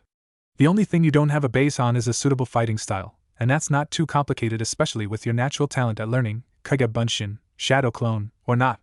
The last part was said as Naruto hadn't started Sharingan training, hence had not started developing a taijutsu style. Currently, we can see our favorite blonde facing off against his sensei. Not much had changed about him other than gaining some height. Both fighters had their Sharingan ready, 3 Tomo against 2 Tomo. Let's get this dance started, Tibeo exclaimed an expectant Naruto who dashed forward. Right, Hajime, said Shisui and sprinted to counter his student. A loud echo resounded, their fists clashed. Glaring in each other's eyes, they cast Genjutsu. Of course, Shisui held back his strongest. Seeing that no one was getting the upper hand, Naruto attempted to kick Shisui but got his leg grabbed. Shisui was mid-process of throwing Naruto on the ground when he got a roundhouse kick at the back of his head, courtesy of our hero. Shisui was about to crash onto the earth, but he regained his bearings and steadied himself, landing a kick on Naruto, who was sent flying into a tree, imprinting his figure on it. Picking himself up, Naruto cursed under his breath. He went through a series of hand seals. Katon, Gokaki no Jutsu, fire release, great fireball technique. A large raging fireball flew at Shisui, who used the Kawarami, substitution, just in time to get out of the way. Shisui then countered. Katon, Hozenka Tsumabini, fire release, Phoenix Sage Flower Nail Crimson. Multiple blazing balls of fire raced towards Naruto, who used another jutsu to defend himself. Suetun, Suijin Hiki, water release, water formation wall. From the atmosphere, the water vapor became the source of a giant wall of water. Good job, Naruto. No one since the Night Aim has been able to do that. Although I suppose that this is to be expected as your already strong primary affinity for wind, lightning, and water was boosted by your circumstances, complemented Shisui and used the Shunshin, body flicker, to appear in front of Naruto. A month or so after Naruto's affinities were confirmed, his case was taken to the Sandaime for an explanation. According to the old Hokage, the Rikudo Sannin, sage of the six paths, had the Rinnegan eye. As legend had it, the Rinnegan granted the user control over all 5 elements. The progenitor of the ninja world was also said to be the ancestor of the Uchiha, Senju, and the Uzumaki, although they were a branch of the Senju which separated a long time ago due to possessing a mutated version of the Senju's bloodline. So the conclusion Hiruzen drew was that Naruto had the blood of all 3 clans, hence was the closest thing to a blood relative of the sage. So due to this he got attuned to all the elements, while his primary ones, inherited from his parents, and one he got naturally, wind, water, and lightning respectively, were given a boost. Naruto might awaken the Rinnegan, though that was a major unknown which Naruto felt that he should doubt. Back to the battle, Shisui came directly in front of Naruto, Sharingan eyes met. Shisui attempted to punch Naruto, but with his Sharingan he saw it coming and caught it. He then used both hands and threw his sensei over his shoulder into the ground. Taking out a kunai, he placed it on Shisui's neck. Even though you held back, I won, cheered Naruto, feeling confident in his victory. However, in an instant, the world shattered like glass and broke apart. We could see Shisui standing behind Naruto with a kunai placed at his neck. Foolish little student, you don't have enough attention. I had expected you to notice the genjutsu when our eyes met, but you are young, so it is to be expected, said Shisui. In an instant, Naruto started to glow and the words left his tongue, aren't you the foolish one, Bunshin Daibakuha, clone great explosion, and he exploded. Take that, said Naruto, but felt cold steel on his neck. Shunshin no Shisui, Shisui the teleporter, did not get the name for being a slouch. As I was saying, you need more than Nin, Tai, and Genjutsu to beat me, said Shisui. Did you formulate a plan? No. You just went with the flow. Remember my words, no matter how powerful you are, without strategy you are nothing. I know, but you've got to admit that I'm better than before, exclaimed Naruto after Shisui let him go. They had been having monthly test spars ever since Naruto gained proficiency in the use of the Sharingan. I'll say that you're good. You've made great progress with your Sharingan. You managed to keep up with me when I was performing at high Chunin level. Your prediction and Genjutsu skills with the Sharingan are B to a rank, and Jutsu speed is on Chunin level. That Bunshin Daibakuha clone great explosion surprised me. Where did you learn that? Sitting down, Naruto replied. You remember that spar that you had with Itachi and I? Flashback. We could see one Uchiha Naruto sitting on the ground looking profusely at something with his Sharingan active, of course after Itachi's attention left him. Itachi had the Sharingan active, under which were long, pronounced tear troughs. He had jet black hair that was pulled back in a low ponytail, and his face was framed with center-parted bangs that extended to his chin. He wore a black shirt with the Uchiha crest on the back, black umbu pants, and shinobi sandals. Currently, the Uchiha clan heir was in a spar with his best friend. Katan, Goryoka no Jutsu, fire release, great dragon fire technique. A large inferno kindled into the shape of a menacing dragon. The dragon raced towards Shisui. However, in a last-second Shunshin, body flicker, Shisui managed to escape the destructive mass of fire. However, his success was short-lived as he came face-to-face with a glowing Itachi. Bunshin Daibakuha, clone great explosion. Cursing under his breath, Shisui performed a Kawarami, substitution, towards safety, but his clothes got charred around the edges. Meanwhile, our onlooker managed to figure out the mechanism of the jutsu and copied it. Now I just have to practice it. I'll surprise Sensei with this, said an excited Naruto.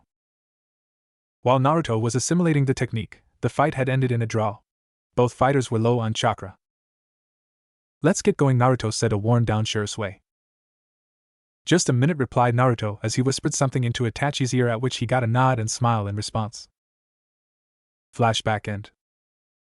Well, I told him that I want to learn the jutsu, so I'll send 10 clones over to him to practice. He said to surprise you when the opportunity appears. Don't worry, I didn't reveal the Sharingan just yet, but I think Itachi and I can be trusted with that bit of information, said Naruto. So Itachi taught you? Yes, you can tell him next year. By then you will be able to have a guaranteed win against the average Chunin without your eyes. Remember one thing, never, and I mean never, get too reliant upon your Sharingan. This is the reason most Uchiha get killed in battle. Say you are rendered unable to see, what would you do? Replied Shisui. Anyways, I think that your foundation has been laid, and now let's go over the easy stuff. I will teach you kenjutsu. Do me a favor and look for Kushi-sensei's katana. Bring it after we're done with the basics. I expect you to be able to master them in a month, said Shisui seriously. Hi, sensei, and don't worry, the Sharingan is my ace in the hole, not my standard kunai which I throw at every person I fight, replied the blonde. Good, I'll give you details tomorrow. Go and rest for today, were the words leaving Shisui's tongue as he left in a shunshin. Uchiha Compound Konoha. Naruto had taken to the rooftops in order to avoid the nuisances that were Konoha's citizens, although he wouldn't have had any problems while moving through the streets as people conveniently opened a path for him, hoping to avoid him. Landing in front of the clan head's house, Naruto sensed no other chakra signatures other than Mikoto's, and who he guessed was a visitor. Yes, our favorite blonde was a censor. He awakened his ability one day when Shisui was a little late for training and he was getting impatient. Shisui landed a few dozen feet behind him, hoping to surprise him, but got found out when Naruto's freshly awakened sensor ability tracked him down. Ever since then, he had made 50 clones, since he could handle more mental strain with ease, to hone his sensory skills. Anyways, he entered the compound to see Mikoto and a girl around his age, who was about to leave. She had the typical Uchiha features, cold black eyes and raven hair. She had a cute face, according to Naruto, and her hair reached down to the middle of her back. She tied a blue ribbon over her head, which on Naruto's opinion made her look even more majestic. She wore a black blouse with the Uchiha crest on the back and dark blue shorts that reached just below her knees. She had fair skin and a slender but feminine figure, which showed promise in the future. She was just a few inches shorter than Naruto. In the year of Sharingan training, Naruto had matured a lot and had gotten far ahead of the cooties concept. When their eyes met, they both immediately blushed.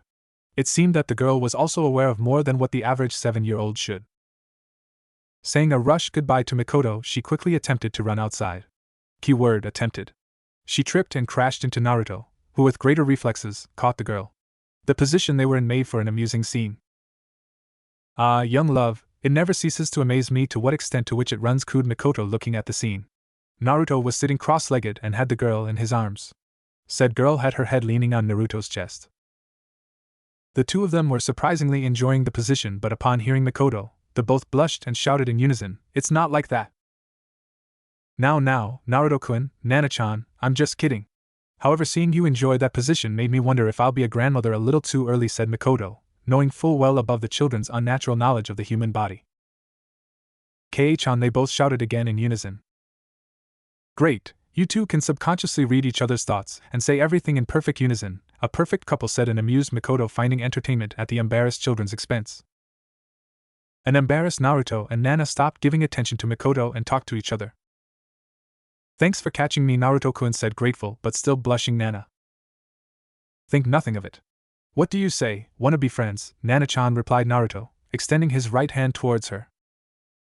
Sure, replied an ecstatic Nana. See, cute was the thought of a blushing Naruto. So I'll leave now.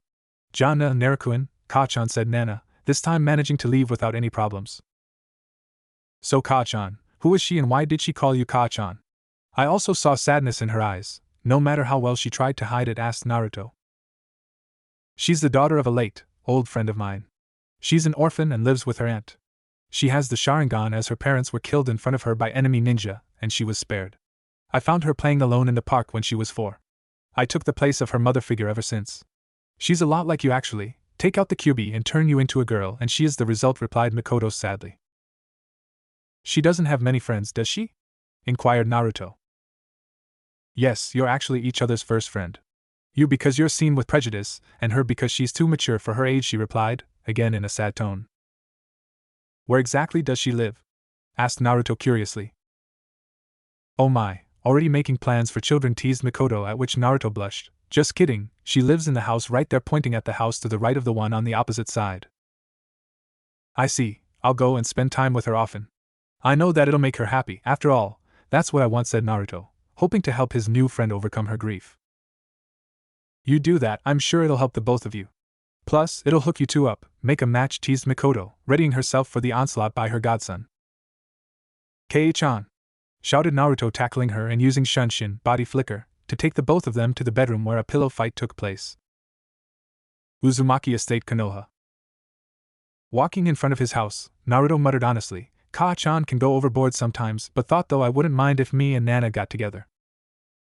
He had spent an hour with the Uchiha matriarch. The pillow fight didn't last more than 20 minutes and left after cleaning up, which took half an hour, during which they chatted and then some. It was night time and Naruto decided that he should find the katana and go to sleep. Looking all around the house, he finally reached a room where he saw a variety of weapons. Whistling, Naruto said, "Now that's a jackpot. Let's see." Here it is, finding his mother's sword, the Akashometsu, Red Annihilation. It had a red sheath and a black grip with golden diamonds decorating it. It had a metallic silver blade and a black guard with the pattern of a dragon carved on it. On the sheath was a band which could be tied around the waist or over the shoulder to carry the sword. A note was pinned beside the rack on which the katana was placed. Dear Naruto, this is the Akashometsu, Red Annihilation, the katana which helped me gain the moniker, aka Nosure, Red Death. If you're reading this note, that means that I'm dead. In that case, find Uchiha Shisui, my student, and ask him for help in learning how to use a sword. I am giving this sword to you, and once you've become proficient enough in the art of sealing, you can open the seal hidden behind this rack to get the other sword, originally intended for you. With lots of love, your Ka-chan, Uzumaki Kushina. Thanks, Ka-chan. You don't know how much you've helped me in the past 2 years, said a grateful Naruto. Putting the sword back in the rack, Naruto went to bed. However, he suddenly felt his head hurt a little, no too severely, but the damage was there. Ugh, must be because of the Kage Bunshin, shadow clone, training. I'll have to stop using clones for doing everything that I have to, other than the 50 clones who will begin practicing Fuinjutsu, sealing art, thought a tired Naruto, finally managing to sleep as the mini migraine had left. Next day, training ground for Konoha. Sitting at the ground, Naruto was in deep meditation. He was after all suffering the basic side effects of Kage Bunshin, shadow clone, training. Therefore he had to focus to get his mind back into shape. Arriving in a shunshin, Shisui greeted Yo, Naruto.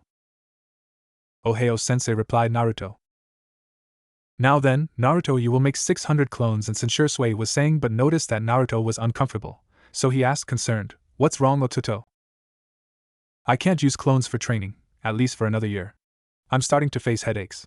Sorry to disappoint you, Nichan, replied a slightly dejected Naruto. It's alright, Naruto.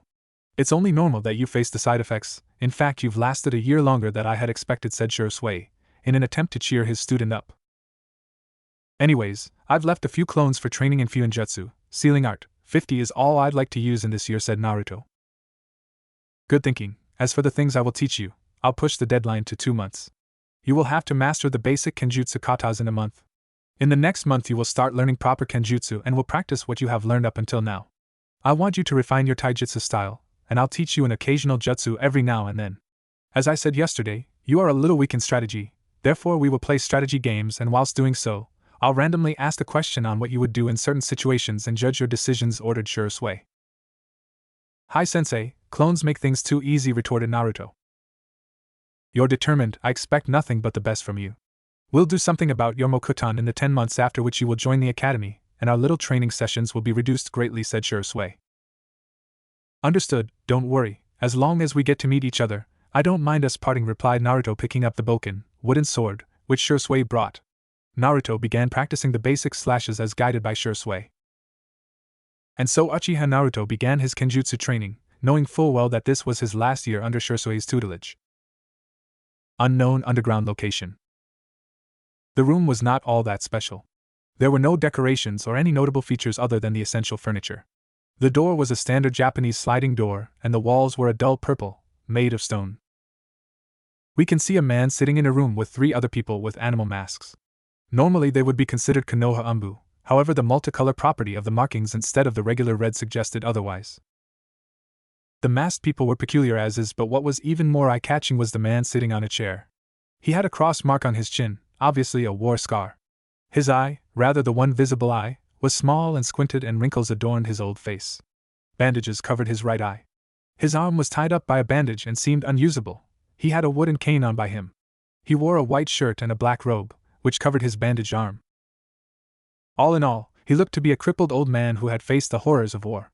However, the strange scene entailed the old man, who seemingly had little to no authority, ordering the youngsters on what to do. I have heard reports that the Jinchuriki has the Sharingan, and evidence suggesting that he has the Mokutan. I want you to tail him and verify this, said the old man. Hi, Danzo-sama, replied the 3 people. Rude really is a masterpiece. Order them to do something and they'll follow it to the letter.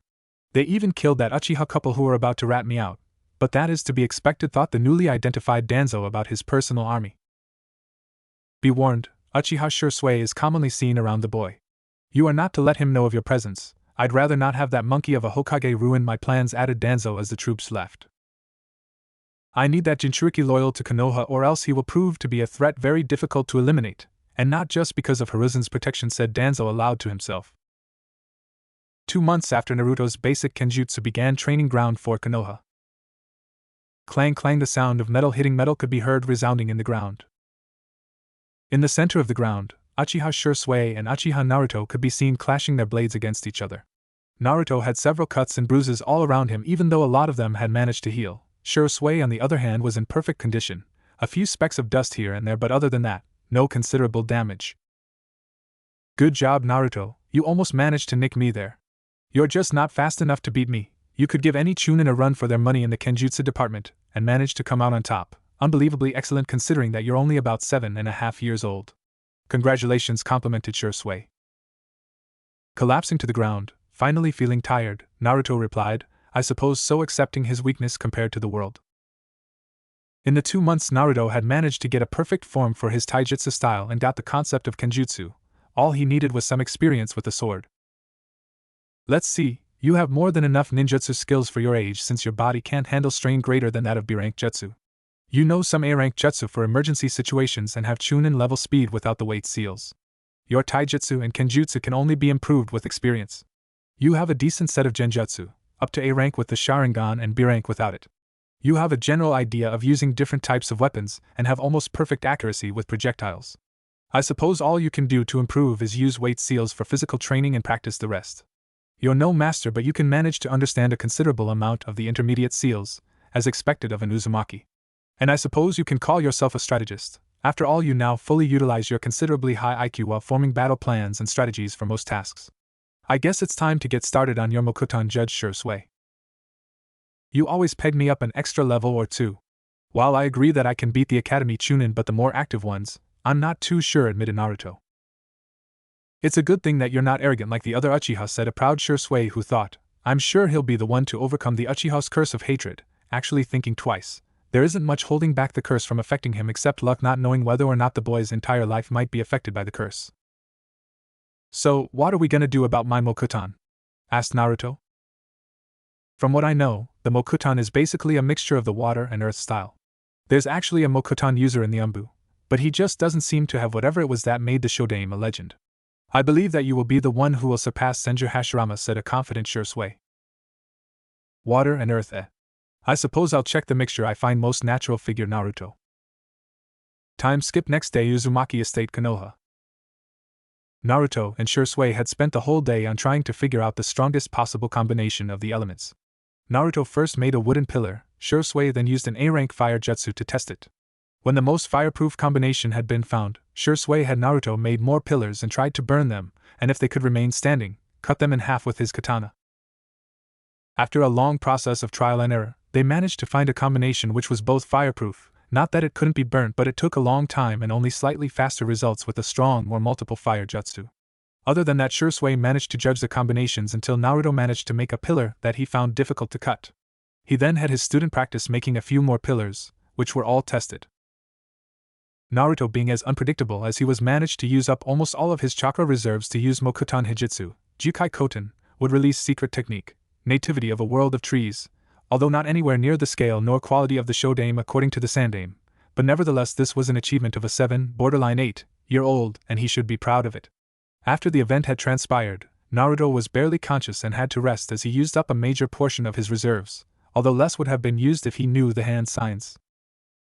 The blonde had to rest the whole day, and since no one could enter his house except his friend Nana and Mikoto, Nana was sent to care for him. Naruto had known enough about seals to know where the main seal of the barrier was located, and somehow, in a way even he didn't understand, Naruto added Nana's and Mikoto's chakra to the seal's recognition systems. Probably had something to do with the Uzumaki's natural affinity to seals. Currently our hero was staring back to the real world. Everything was still groggy, but Naruto could distinctively feel a weight on his chest. Regaining his bearings, Naruto was truly happy at what he saw. She must have stayed the whole night to watch over me after we came home, thought Naruto on seeing Nana sleeping cutely and peacefully on his chest. Letting the girl rest, he drifted into his own thoughts. I'm sure I felt a few presences the moment I used that Mokuton jutsu. Probably must be me being paranoid, but to be safe I'll keep my sensory abilities sharp and watch my back. Honestly, this is supposed to be my home, but other than the Uchiha, the villagers and this new group, probably belonging to Konoha, why do they all have to treat me as something inhuman? If things keep on going at this rate, I'll have to leave Konoha as a whole. It won't be a matter of trust it or not, as my parents say. And I always have this distinct feeling that everything bad that happens to me and my previous people is directly related to Konoha. How can anyone be such a cause for concern? Ending his thoughts, Naruto saw his pseudo-girlfriend, and soon expected to be one, wake up with a rather cute yawn. Looking at Naruto, she bonked him on the head and said, "Baka, why don't you be more careful? You're going to kill me with all the worry you cause in me."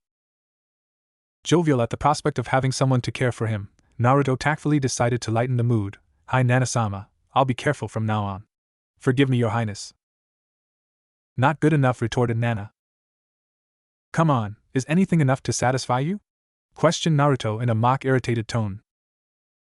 "Oh, I don't know about that," said Nana, her hands rubbing Naruto's rather muscular chest, her eyes having a certain glint to them. "We're too young for that, you pervert," retorted Naruto. "You're no fun, at least learn to play along," pouted Nana. All in due time, Kakukaku chuckled Naruto darkly and maneuvered the girl and had her sitting on his lap, his hands tracing circles on her clothed abdomen. As if on cue, Mikoto walked in to check on Naruto, but upon looking at the scene said, "Practicing for the future, are we? I suppose I can leave you to your work since Naruto-kun seems to be fine," and pretended to leave.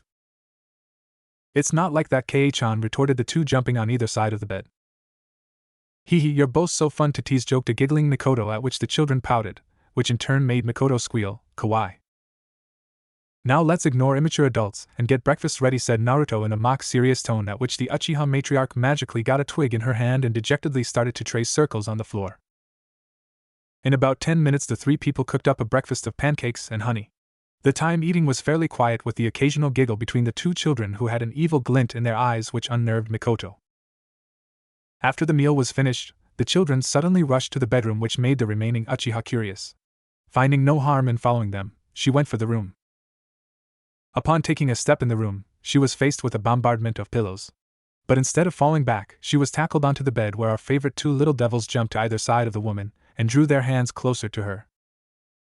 Upon seeing the malicious grins adorning their adorable faces, the Uchiha nervously said, "Hey guys, I was just joking back then, hee hee. Oh ha ha ha ha, come on, stop it. Ha ha." Ignoring her pleas, the cute little demons continued their merciless onslaught at their quest to tickle her to unconsciousness. "Sorry Ka-chan, but this is for your own good. We always have to teach you a lesson on teasing us as payback," said the two in unison. Back to Mikoto, she was a mess. The two had so much energy that they continued to tickle her for an eternity until she finally reached her blissful release, that was her unconsciousness. The two kids got tired as well and straightened her up and slept along either side of her. Time skipped 3 hours. Drifting back into reality, Mikoto felt that the sleep she had was the most enjoyable one of her life and the one for which she was the most thankful. Trying to get up, she felt her arms bound by something. Don't tell me they bound me to the bed. However, looking at her sides, she found Naruto and Nana holding her arms, cuddling with them with a cute expression on their faces which brought a smile to her own. As soon as she was done admiring their cuteness, they both got up on sync and yawned, making for an adorable scene. The two kids were in the process of straightening themselves up when they heard a sound. Clink. Mikoto got a camera out of thin air and got a picture which the two would later find a copy of in their respective rooms. Luckily for Mikoto, she managed to hide the camera before it was seen. In another stroke of luck, the kids figured that it was just paranoia. Hitting him like a ton of bricks, the blonde remembered his training and in 5 minutes got ready and was about to leave. However, he was stopped by Mikoto. "Shisui said that you will take a break today, Naruto-kun." No, but I have to." "Yes, no, yes, that's perfect," said an eccentric Naruto, at which the two females thought that he had lost it. "You too. Follow. Now," said the only male in the room in a rush, confusing the girls. Not waiting for a reply, Naruto grabbed their wrists and dragged them off their feet. "Route headquarters, Konoha." "Report," demanded Danzo. "Hi, Danzo-sama. The Jinchuriki is quite strong and has ties inside the Uchiha clan. His mother figure is the clan matriarch and his best friend is the daughter of the shinobi you had killed. He can use the Mokuton and has the Sharingan, In fact, if we were even 10 feet closer to his Mokutan Jutsu, we would have been killed," replied the Na Foundation troop. At this, the usually stoic Danzo's eyes widened noticeably and he said, "I see, you may go now," at which the emotionless puppets left. That boy. As things are right now, I am unable to take him. He is well guarded, Shisui as a teacher, Sarutobi's constantly watching eyes, the Uchiha's backup while strolling the village and his parents' accursed seals protecting him at home. I suppose I'll have to get closer to him, and deceive him into joining me. I can use that Nana girl as blackmail, said Danzo to no one in particular. Uzumaki Training Ground Konoha. Now then, Ka-chan, Nana-chan, since Shirsu-sensei isn't training me and Nana are going to train under Mrs. Most Efficient Sharingan User. You had better not pull any punches, Ka-chan. I'm quite strong, said an overenthusiastic Naruto. Wait a second, I'm sure Nana-chan doesn't want to do any training, stalled Mikoto. Actually, I wouldn't mind having practice with my Sharingan, replied Nana. Kukuku, don't say I didn't warn you, said Mikoto darkly, creeping the children a little at the sudden change in the woman's demeanor. Getting over the sense of dread, Naruto said, that's what sensei always says. Bring it. Getting into a temporary taijutsu stance, I'll surprise her later. Let's go, Nana. Hi, here we come, Ka-chan, said Nana as the two young Sharingan users charged at the experienced user. However, they suddenly stopped, surprising Mikoto. Nana hasn't received any training, has she? I suppose we will have to postpone this match. I'll go do some chakra exercises and Fuinjutsu training. Nana, you train with Ka-chan, we'll have a match in a few months, said Naruto. Hey, I was just about to have fun, pouted Nana. Now Nana-chan, let's go do some practice in the Uchiha training ground made especially for Sharingan training. Narabaka won't know what hit him when we're done, said Mikoto. I'll be able to take you both on by then, boasted Naruto. However, Mikoto suddenly dismantled into a flock of crows and moved behind Naruto and bonked him on the head from. Getting arrogant, are we? Teased Mikoto. Ow. Isn't that Itachi and I's jutsu? Retorted Naruto. Who do you think taught him that? Said Mikoto and took Nana away with her in a shunshin. Boy, do I have to work hard if Ka-chan is training Nana, said Naruto as he made 50 clones. Half went to do chakra control and the other to Fuinjutsu. He himself began physical training, thinking of having Shisui make him do more than just Mokutan training. Next day, training ground 4. Both Naruto and Shisui appeared quite early in the morning, as usual. They both sat on the benches which Naruto made on day 1 and remained silent, that is until Naruto yawned. I see you're all rested up and better than ever, said Shisui. Sensei, requested Naruto, I want to do more than Mokutan right now. I think that I have recovered enough to handle the mental stress of 150 clones, probably 200, but less is safer. I'll send 25 each for Fuinjutsu and chakra control. I want to learn more advanced things with the remaining 100, Mokutan included. What got you all motivated? Is it your girlfriend? Joked Shisui, but one look at Naruto and he said, don't tell me I'm right. Oh man, are you progressing quickly, her dictating you and all. It's not like that, Baka-sensei. Me and Nana will have a match, and I might have challenged Mikoto-ka, he said the last part rather sheepishly. Now that was foolish, challenging one of Konoha Satazu, Death sisters. Your mother, Akashur, Red Death, and your godmother, Kuraishur, Dark Death. You had better work hard then, replied Shisui. Now then, send about 50 clones for Mokutan training. The rest of the clones will master all that you already know, actually leave 25 for some special things I want to teach you, such as my Birazaburido, Blaze Blade, Kenjutsu style. Its theory may actually be of use to you. You yourself will do your regular physical training at 5 times the amount of weight you're used to. I'll have spars with you from time to time, weights on, both Kenjutsu and Taijutsu. Tapping Naruto's weight seals, Shisui greatly increased the force applied on Naruto's body, at which said boy fell to the ground. Damn, this is rough. This had better be worth it. I want to have more progress than ever by the end of these 10 months, said Naruto amidst a barrage of curses. Thus forth, Uzumaki Uchiha Naruto began his final few months of training under his sensei. Training Ground 4, Konoha? The sky was red, clouds black. We could find our favorite genetic anomaly tied to a wooden post. His arms were kept to the sides so as to prevent the formation of hand seals, not that it would help.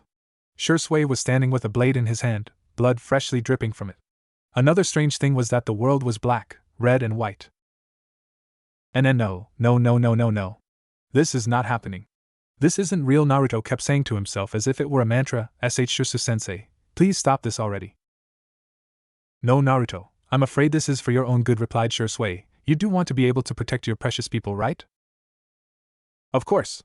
But this is too much, said in anguish Naruto with 4 lifeless bodies at his feet: Uchiha Nana, Uchiha Mikoto, Uzumaki Maya, and Uchiha Itachi. As the scene changed to one in which he killed the aforementioned people, he fell on his knees. Shisui and I, please stop this. I can't bear the loss of them. Then do something about it. I already told you what you need to do, replied Shisui coolly. He had his Mangekyo Sharingan activated and was using a much weaker and considerably less straining version of the Tsukuyumi, Moon Reader. After witnessing many similar scenes, Naruto felt that he was helpless for too long. Damn it, I'm too weak. I need power. I have to be stronger. I won't let this happen ever, exclaimed Naruto, shouting, HAA. In a burst of blue, the world shattered apart like glass. In reality, we could see Naruto's Sharingan gaining a tomo each. Congratulations, Naruto. You've unlocked your 3 tomo Sharingan in this pseudo-crisis situation, complimented Shisui. So this is how our accursed clan gains power, huh? Said Naruto mockingly. I suppose it's only logical. Pain makes everyone stronger after all. I hope you don't hate me for this, Naruto. I had to do this. Certain developments have taken place in these past 10 months which forced my hand. Believe me when I say that you shouldn't even have a 1 tomo Sharingan until you were at least a genin, said Shisui. It's fine, you were only trying to help me. I'm grateful.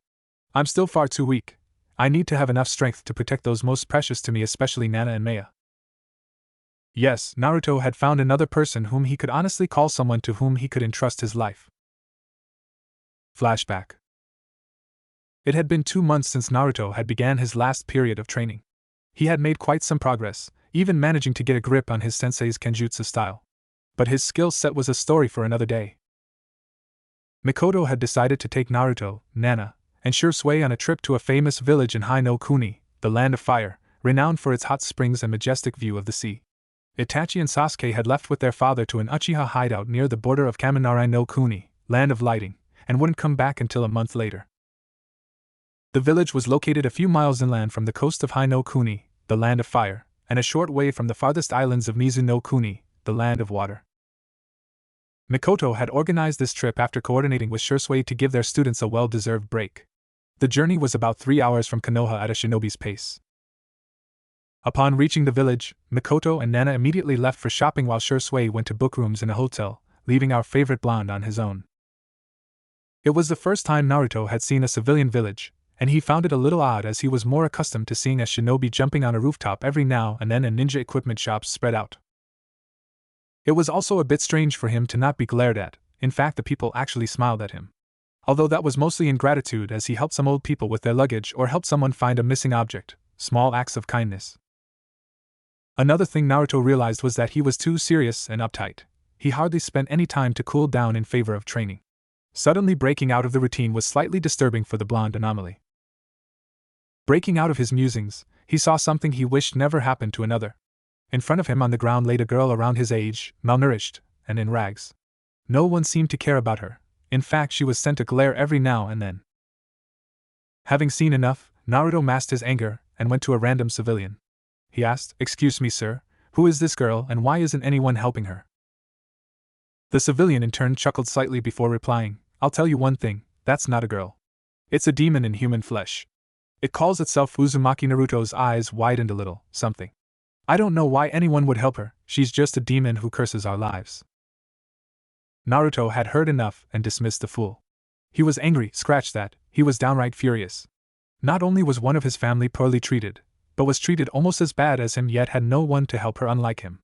If he didn't do something about it, he wouldn't be Uzumaki Naruto. The girl in question was unconscious due to being malnourished and tired generally.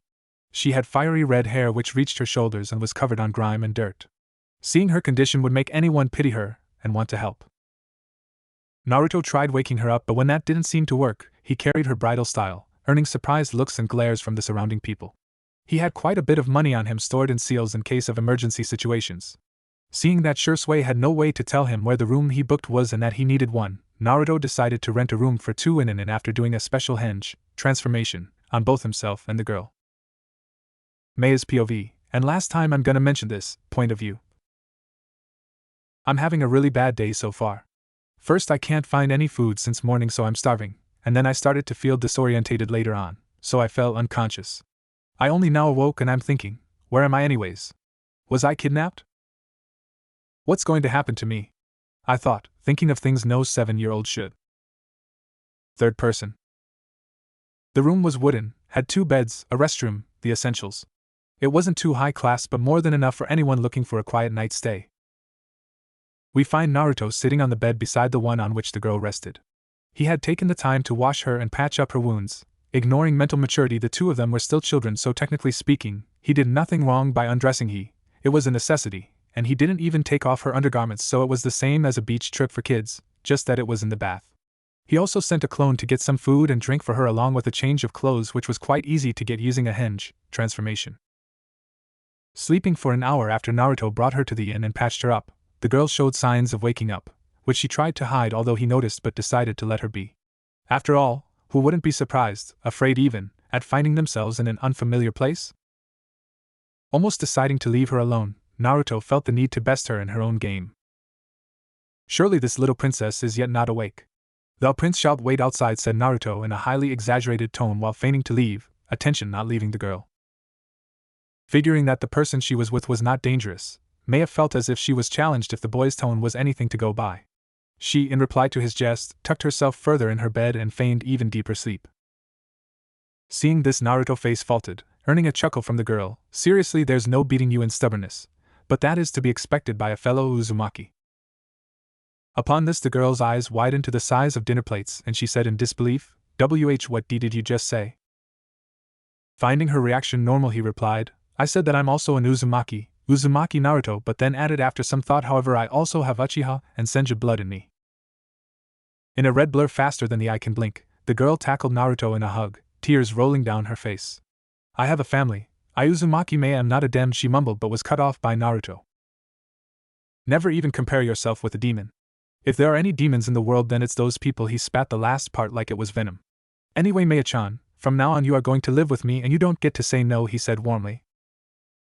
Never being referred to in such a tone for as long as she could remember, her heart fluttered and she was unable to reply, so instead opted in nodding in acceptance. She felt warm and safe in his company. "Now let's just forget that sentimental crap and focus on food. Did I mention I brought food for you? I hope you don't mind if I eat some," Naruto jested. As if on cue, Maya's stomach grumbled, causing her to blush. Although she did nod at the now chuckling Naruto's request.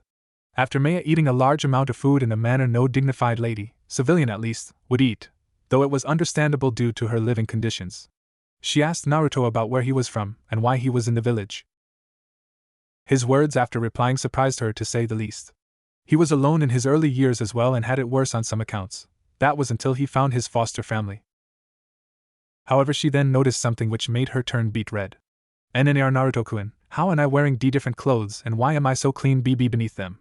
questioned an embarrassed Maya, who probably managed to connect the dots. "Oh, let's just go meet them now, Maya-chan. I'm sure they're wondering where I've disappeared to," said an embarrassed Naruto in a rush. Child or not, he did undress an unconscious girl. "Hi Naruto-kun," was her simple reply, though she was still obviously embarrassed. Her face had turned a shade of red so dark after Naruto's rushed reply that it would make her fiery hair envious. Flashback end. Training ground for Konoha. Maya was later introduced to Shisui, Mikoto, and Nana. After getting to know them better, she made them the best of friends, especially Nana, but that was to be expected as they lived under the same roof. Yes, Nana had moved in with Naruto since her aunt died 2 months after Maya's arrival. She had been a sobbing mess, and it was nigh impossible for Naruto and Maya to comfort her. The day she lost her last blood-related family was also the day when she got her 2 Tomo Sharingan. "The Sharingan is an eye which mirrors emotions," said Shisui and broke Naruto out of his musings. "The stronger the feelings, the more powerful the eye. That's why the standard Konoha requirements of the Sharingan, which I explained the day we began Sharingan training, are not really cared for. Shinobi are those who endure. In their career they regularly face intense emotions, intense enough to awaken and mature the Sharingan. I wonder, is the Sharingan, copy will eye, named after its ability to copy ninjutsu, or that it mirrors an Uchiha's emotions to grant them power?" questioned Naruto, still a bit sore about the experience. And who wouldn't be? He had been seeing things which he never wanted to happen in reality. Only knowledge of the fact that it was a genjutsu prevented the formation of a Mangekyo Sharingan. In an instant Naruto drew his katana spontaneously, but was seen blocking Shisui's katana, thus preventing the surprise attack on his back. "Your reflexes have gotten quite good," complimented the teacher. "And why wouldn't they be? If you keep trying to kill me like that, I'd have to have developed a countermeasure sometime around, joked Naruto. He knew Shisui would never intentionally or needlessly harm him. Chuckling, Shisui vanished, only a few dancing leaves left behind showing the use of a shunshin. Unfortunately for Naruto, he couldn't notice fast enough and got trapped in a headlock, courtesy of his teacher. And here I thought you were good. You'd better be careful, you don't have the skill to back up your arrogance. If you die, who'll take care of the two maidens in your home? Said Shisui in an overly dramatic voice, earning a chuckle from Naruto. Now then, Naruto got serious, making Shisui do likewise. I think it's about time you told me more about the Mangekyo Sharingan. Mangekyo, eh? Tell me what you know of it first, requested Shisui. Well, I know only what you told me the only other time we discussed the eye, retorted Naruto. Well, that is most of what is needed to be known. Other than that, to get over blindness you will have to implant the Mangekyo of another Uchiha in your eye sockets. This is preferably a relative due to organ rejection, but the only known eternal Mangekyo Sharingan was of Uchiha Madara, and he got his eyes from his little brother, Uchiha Izuna. Madara, huh? Well, he's among the few Uchiha I actually respect, along with you, Mikoto Ka and Nana, said Naruto. Now this was a surprise for Shisui, who couldn't help but raise an eyebrow and ask, care to tell why? Well, other than the fact that he's my great-grandfather, Naruto thought before answering. History is written by the victor's sensei. Uchiha Madara is misunderstood by the world. His intentions were not to wreak havoc or destroy Konoha just because he was rejected the position of Hokage. No, even Hashirama knew that he defected the village because he was rejected by his clan, shunned by his own blood, when he said that the Uchiha would be suppressed by the Senju. He fought Hashirama because he felt that sharing the power of the Biju with other nations would not initiate peace but would instigate war. The people of this world are corrupt, sensei. When given power they will do all they can to gain more. I believe that Madara wanted peace. After all, he and Hashirama founded the village together, he named this village. So it's easy to conclude that Madara was forced to use his hand when matters got out of hand, in his opinion at least. I can only imagine how he was able to move on and work with the Senju after they killed his precious brother. Shisui was left dumbfounded by the answer of the child before his eye and said, "You are 8, right?" "Just turned 8 a little while ago." "Why ask?" retorted Naruto. "It's just that no 8-year-old should have such deep insight on such matters. I think even the Sandaime hasn't thought of this possibility. Pain. The pain caused to me by the people of Konoha has given me realization of the world. Had I not had such a life I would have been ignorant to these humans." He spat the word as if it were venom. Humanity is corrupt, selfish, greedy, prejudicial, and what not. The life I have lived has shown me the dark side of the world, though not the darkest, for which I am thankful. I'm sore, forgive me. Knowing you, you wouldn't want me to show such pity, and from your words I feel that you wouldn't have traded your childhood with anyone else's even if you had the chance to, said Shisui in response. Anyway, I'm off to go to Mikoto Ka's place. If you need me, you know where to look, said Naruto, and left in a shunshin body flicker, before Shisui had the chance to say anything. That Naruto, same as usual, said Shisui with a sigh. Hokage office, Konoha. Upon entering the room, one would find the Hokage signing papers and documents, as usual. You'd think that it was torture for him, but the truth couldn't be further from that. Paperwork was like an escape for the aged Sarutobi, alongside smoking. He'd have so many problems to deal with in a day that by doing paperwork he was calming himself and making clearer decisions simultaneously. Needless to say that Konoha's offices were also less burdening when tended to regularly. However, the old man suddenly stopped writing and turned his head towards the door. "You may enter, Danzo." We could see the crippled old man enter the room. "It's good to see that your senses haven't dulled after all this inactivity, Hiruzen." "You don't have to say anything, Danzo. You may as well leave because I won't be handing Naruto over to your route anytime soon," said Hiruzen in a deadpan. Danzo in reply said, "But surely, Hiruzen, having the Jinchuriki under emotional control would not only help the village's security because the Kyuubi can be controlled, but also we can have his Sharingan and Mokuton spread across the village. You must be aware of how much loyalty the Jinchuriki for Konoha, none. You know as well as I do that having a Sharingan outside the Uchiha clan would raise mistrust, and don't even get me started on Mokuton. How are you even aware of such details? You should know that I'm privately keeping your route active because it does the dirty deeds for the village, but if I deem that you are using it to transgress your limits, then consider them all executed along with leaving you no means to start a new force. Not that you'd care, as you would be executed without trial for treason. Also, do tell me the reason he holds such mistrust." "I was merely stating, and while my plans may be considering as those which beget suspicious, they are beneficial for Konoha," replied Danzo, "but thought, damn you Saru, monkey, your softness will lead to Konoha's downfall." Now then, if there is nothing else, may I continue my work? Asked Hiruzen. Hiruzen, despite your reply, you obviously know my real reason for coming here. The Uchiha clan. And what of them? From what I know, they are being alleged for the Kyuubi attack due to the Sharingan's powers. I believe that while there are a few signs that they will rebel soon, we should start to peacefully reach a compromise. Even you regard the safety of the village above all else, right? Of course, this is the village Tobirama-sensei wanted us to defend. You cover the light, while I the darkness. I also believe that sensei was correct in his judgment that the Uchiha are unstable and a threat to the village. We should be preparing to restart the bloodline with some extra measures and then exterminate the threat. We will not do that unless absolutely necessary, and I currently think that it is not. The Uchiha have more of a right to this village than any of us. They were the co-founders after all. Now if that is all, you may leave. Danzo nodded and turned towards the door, seemingly calm. However, he was all but, "You are a fool, Sarutobi, you trust too much, and that will be Konoha's downfall. I will follow your orders for now, however I will do what is necessary to defend Konoha if something happens, and you will be forced by the situation to agree with me." Uchiha Compound Konoha. This was Naruto's favorite place in the village, the detestable village. The people, though at first under Fugaku's orders, but later on their own, warmed up to him and were the only collective group of Konoha which Naruto could honestly say he liked, regardless of the fact that some other clans which didn't detest him, but didn't associate with him in view of their reputation. Although unaware of the fact that he had a Sharingan and was very much one of them, they welcomed his presence with open arms, gradually that is.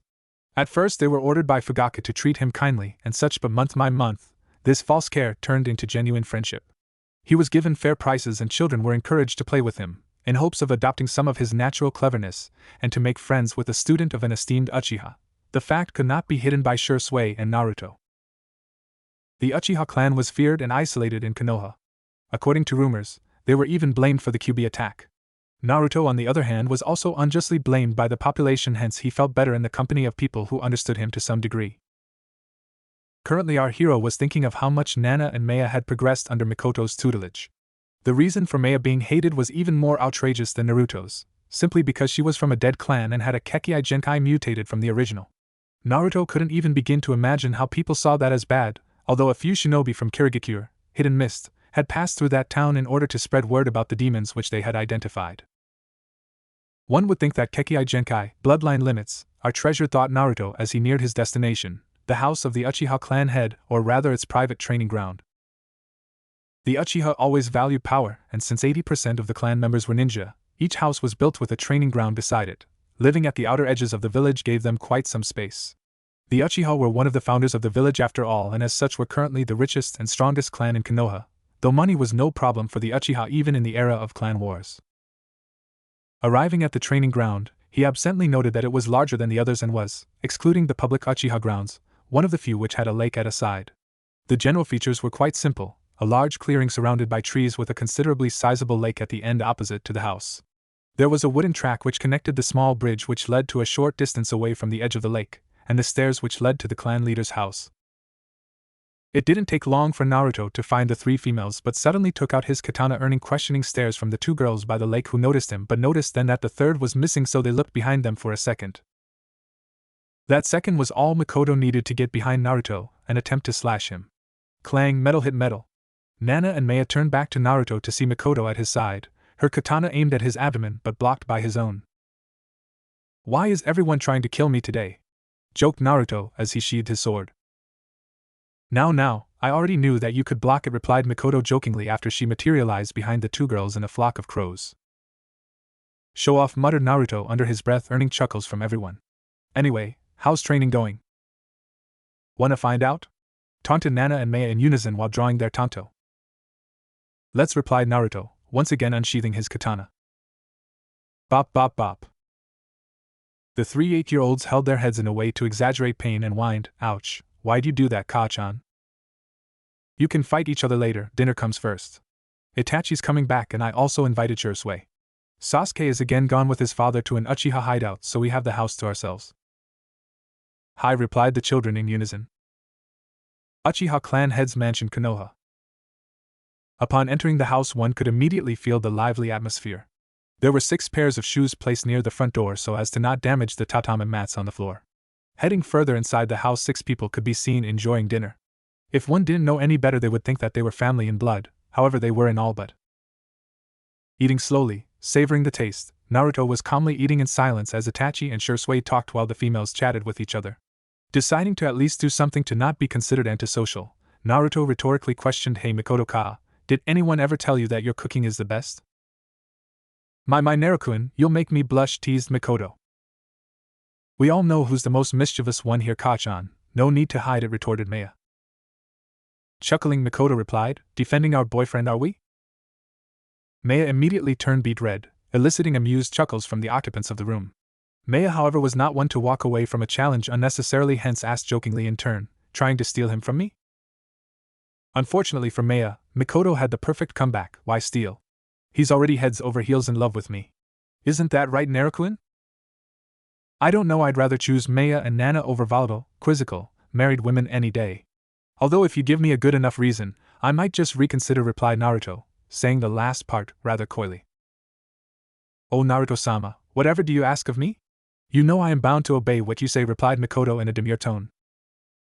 Naruto, Maya and Nana blushed immediately to a red which would make a tomato green with envy, making the adults laugh, the girls' reasons for embarrassment being vastly different than Naruto's. The rest of the meal was eaten with relative silence as the children couldn't find it in themselves to say much. A surprise noted later on, though not commented on, was that Itachi, stoic, emotionless Itachi, laughed his heart out along with the other adults at the children's chagrin. Finishing up on dinner, the children said their goodbyes, having gotten over their embarrassment. "Now then, kids, remember the rules. No grandchildren for me until you're at least Chunin," said an amused Mikoto. "Kei-chan!" shouted three embarrassed 8-year-olds in unison. Itachi stayed back inside and Shisui had already left in a shunshin body flicker. The leaving children and a waving Mikoto were the only ones on the road at the time. Naruto's mindscape. After coming home with the girls and getting in bed, Naruto felt that he should give the fox an extra visit. It must be lonely not having anyone to talk to for a week. "Hey there, sunshine," greeted Naruto. "May I ask why you have a death wish?" asked the Kyuubi rhetorically. "Is that any way to treat a person who came solely to give you company?" "Company that wasn't asked for," replied the Kyuubi. "Tell me, Kyuubi, how strong were Hashirama and Madara?" was Naruto's interested query. "Tell me, Naruto, can you break a mountain on a whim?" was the Kyuubi's cryptic response. "You're serious?" questioned Naruto in disbelief, but looking at the fox's blank face was all Naruto needed for confirmation. "Anyway, I'm finally going to enter the ninja academy in a few months. Got any advice?" questioned Naruto. "You could always kill those incompetent fools," but seeing Naruto unamused, it continued, "You want a team with those girls, and sure, you know the criteria for team formation, so keep an average score, not too high or low so you get underestimated later. Besides, you've got that old monkey on your side in ream formations. You're straightforward as always, though I suppose it's better than you threatening to kill me every other minute. See ya later, I've got to sleep." "Likewise, although I'd rather be outside of this damned seal," said the Kyuubi as Naruto disappeared from view. Uzumaki Estate, Konoha. Entering the large building, one would find the occupants all asleep. The Uchiha, Uzumaki and the genetic anomaly all occupying different rooms. Yes. No matter how much affection or teasing was shown by these three children, they did not sleep together because of the ample number of rooms, unless of course to comfort one another.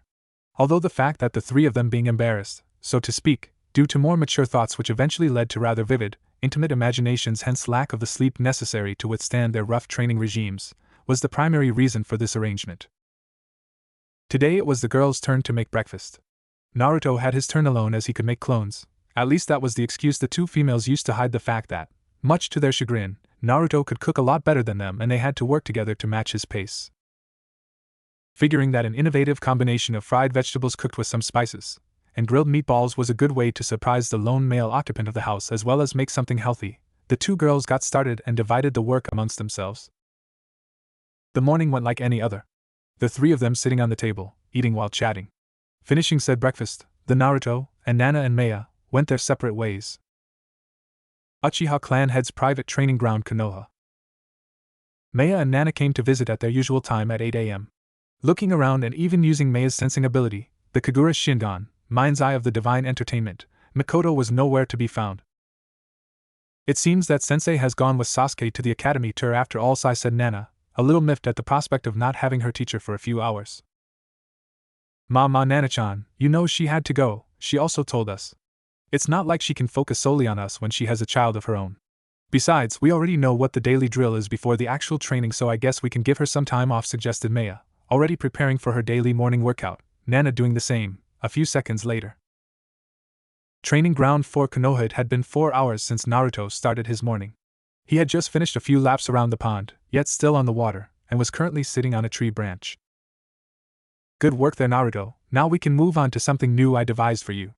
Shisui's voice could be heard below Naruto. The temporary Jounin was sitting on the ground, resting his back against the tree, one leg straight and the other folded so that his knee faced the sky. Shisui continued, you see, Naruto, from tomorrow on I have to go back to my duties as an umbu. Watch your back and keep on guard every second, because developments which made me go back earlier can cause harm to you as well. Unfortunately, it is classified information which I am not at liberty to disclose. I'm already overstepping my boundaries by giving you a warning. Back to the relevant stuff. Since I'm going to be leaving, I want to take a test of sorts. Test? Questioned Naruto, not prying deeper into other details as they could always be talked over later. Yes, Naruto, a test. I will judge your progress on the ninja arts one final time and will give you a briefing on how to improve in my absence. You've gotten enough rest now, let's get started, said Shisui as he stood up and jumped a large distance away from the tree. Jumping down a short distance from the tree, spinning, Naruto got into his taijutsu stance, the Ukiajira no Ryu, Nama, Dragon Rush, Raw. The style was made so that Naruto could easily alternate between ninjutsu and taijutsu, with ninjutsu being executed as quickly as possible and taijutsu as fiercely, with as much power with speed as possible, as well as add elementally boosted attacks. Naruto lowered his stature and drew his left arm a little to the left in front of him on an equal level as his head, his right arm straightened and tilted slightly behind him, this version in particular focusing more on taijutsu over ninjutsu. Sharingan spinning into action, Naruto was ready to fight. Shisui in turn entered his own stance. Make this a bit more enjoyable for me than last year's practice spar, said Shisui as he leaped forward, using chakra to assist him. Right, let's get this dance started. Naruto mimicked his teacher's large jump. The two Uchiha had a mid-air fist clash, Sharingan glaring holes into the other. The older easily overpowering the younger and contacting him on the cheek, Naruto was sent flying into a tree which cracked under the force of the impact. The enemy is always stronger than you, don't hold back even a little, lectured Shisui as Naruto got up and moved closer to Shisui, but was surrounded by a puff of smoke. The smoke cleared the reveal, Naruto? What did he? Oh yes, he can make those, thought Shisui as he threw a kunai and coated it with fire chakra. The kunai moving at speeds not visible to the untrained eye, and Sharingan or not, Naruto could easily dodge it. However, he didn't need to as it was aimed at the ground. Wah! Were Naruto's last thoughts before the kunai exploded in a small swirl of fire the moment it touched solid ground, engulfing Naruto in the process. It seems that I was right, mused Shisui out loud. That was a smokeless Kage Bunshin, shadow clone, you made when impacted with the tree, which was replaced using Kawarami, substitution. However, immediately after saying that, he was forced to dodge 10 kunai coated in wind chakra, which came from 5 different directions behind him. The kunai impaled the ground but held another surprise for Shisui. Explosive tags were attached to them, not the regular ones, mind you, no, these were Uzumaki custom tags which were 3 times more powerful. Leaving unscathed in a timely shunshin body flicker, Shisui left a powerful explosion which took place behind his back. Using his tracking experience from the umbu, Naruto was not a difficult target to find. Following the trail, Shisui reached another clearing in the large density of trees. Naruto was quite adept in Fuinjutsu, sealing art. In the short time during which Shisui dealt with Naruto's clone and the explosive kunai, Naruto drew a sealing array which was subtly hidden. Shisui noticed but was too late as he stood in the center of it. The array glowed blue, signifying that the seal had activated. I have to commend you, Naruto. Even with clones it takes a great deal of skill to make a sealing array this large, clones or not. Now Naruto, tell me what you're going to do now that you've sealed my chakra? Upon finishing, Shisui immediately moved to exit the rather large clearing, of which he was in center. You'll find out soon enough, Naruto's voice echoed around Shisui, on a genjutsu masking his original location. Now Naruto could use a genjutsu on Shisui to trap him and finish the job, but he wasn't skilled enough to catch a target moving as fast as Shisui, and Shisui was as fast as a jounin using chakra to move, without chakra mind you. Quickly deciding that using ninjutsu was the best option and that his sensei, with his experience and skill, could live though not necessarily win, Naruto formed a clone and both weaved through hand signs. Katan, Hozenka Tsumabini, Fire Release, Phoenix Sage Flower Nail Crimson, Futon, Shinkahal, Wind Release, Vacuum Wave. Multiple supercharged bursts of fire along with a few sharp slicing hot winds moved towards Shisui. Through his heightened reflexes, was able to dodge the fireballs, but his clothes got charred and had a small cut on his cheek which was bleeding lightly. On the bright side, he managed to get out of the seal and, in a show of impressive chakra-boosted speed, punched Naruto in the gut and sent him spiraling into another tree, this time breaking it. Regaining his bearings and getting up on his knees, Naruto noticed that Shisui sent a clone to remove the seal and was preparing a jutsu himself. Katon, Karyudan, Fire Release, Fire Dragon Bullet. Multiple dragon-shaped fireballs moved towards Naruto, who quickly used another jutsu to counter. Suiton, Suijin Hiki, Water Release, Water Formation Wall. Water formed from the atmosphere and raging waves burst forth in a spiral around Naruto. Upon contact with the fire, the water immediately turned to steam which spread around the area, blocking vision. Naruto, however, was a sensor, though not on the level of Maya. His Kagura Shingon, Mind's Eye of the Divine Entertainment, was still quite efficient, even though he had to focus a bit more to go into detailed sensory. After a little research, the Sandaime concluded that he awakened the ability due to the Kyuubi's chakra causing changes in his body. Naruto in turn figured that it was awakened when the Kyuubi accelerated the awakening of his Sharingan and Mokuton, something he hadn't really told anyone. Using his sensory ability, Naruto was able to figure Shisui's location, though the inactive Umbu's chakra indicated that he was about to use a jutsu. Since Shisui also had a wind affinity, the expected course of action would be crap, Naruto thought as he started forming hand seals. Futon, Senpuken, Wind Release, Whirlwind Fist, Katon, Gokaki no Jutsu, Fire Release, Great Fireball Technique, Kage Bunshin no Jutsu, Shadow Clone Technique. Shisui punched the air and unleashed a powerful gust of wind, which brought with itself sharp wind blades, but his technique was countered by Naruto. However, the sheer force of the wind was enough to blow away the mist, the last technique being silently executed. It seems that you've grown a lot, congratulations on dragging this on this far. Time to end this, said Shisui as he started weaving through more hand seals. Naruto quickly dashed as fast as he could and managed to get directly in front of Shisui before he could execute the jutsu. I don't like where this is going, thought Shisui as he cancelled his jutsu and stopped the flow of fire chakra. Naruto got surrounded in a plume of smoke started glowing. Bunshin Daibakuha, Clone Great Explosion, Shunshin no Jutsu, Body Flicker Technique. The Naruto in front of Shisui exploded, but Shisui, already having predicted this, moved out of harm's way. Good job, Naruto. If I had continued with my jutsu you would have gotten me, said Shisui, his sweating due to the heat of the explosion which he avoided by a hair. Not letting Naruto use another seal, Shisui quickly did what he had to. Katon, Karyu no Hoko, Fire Release, Roar of the Fire Dragon.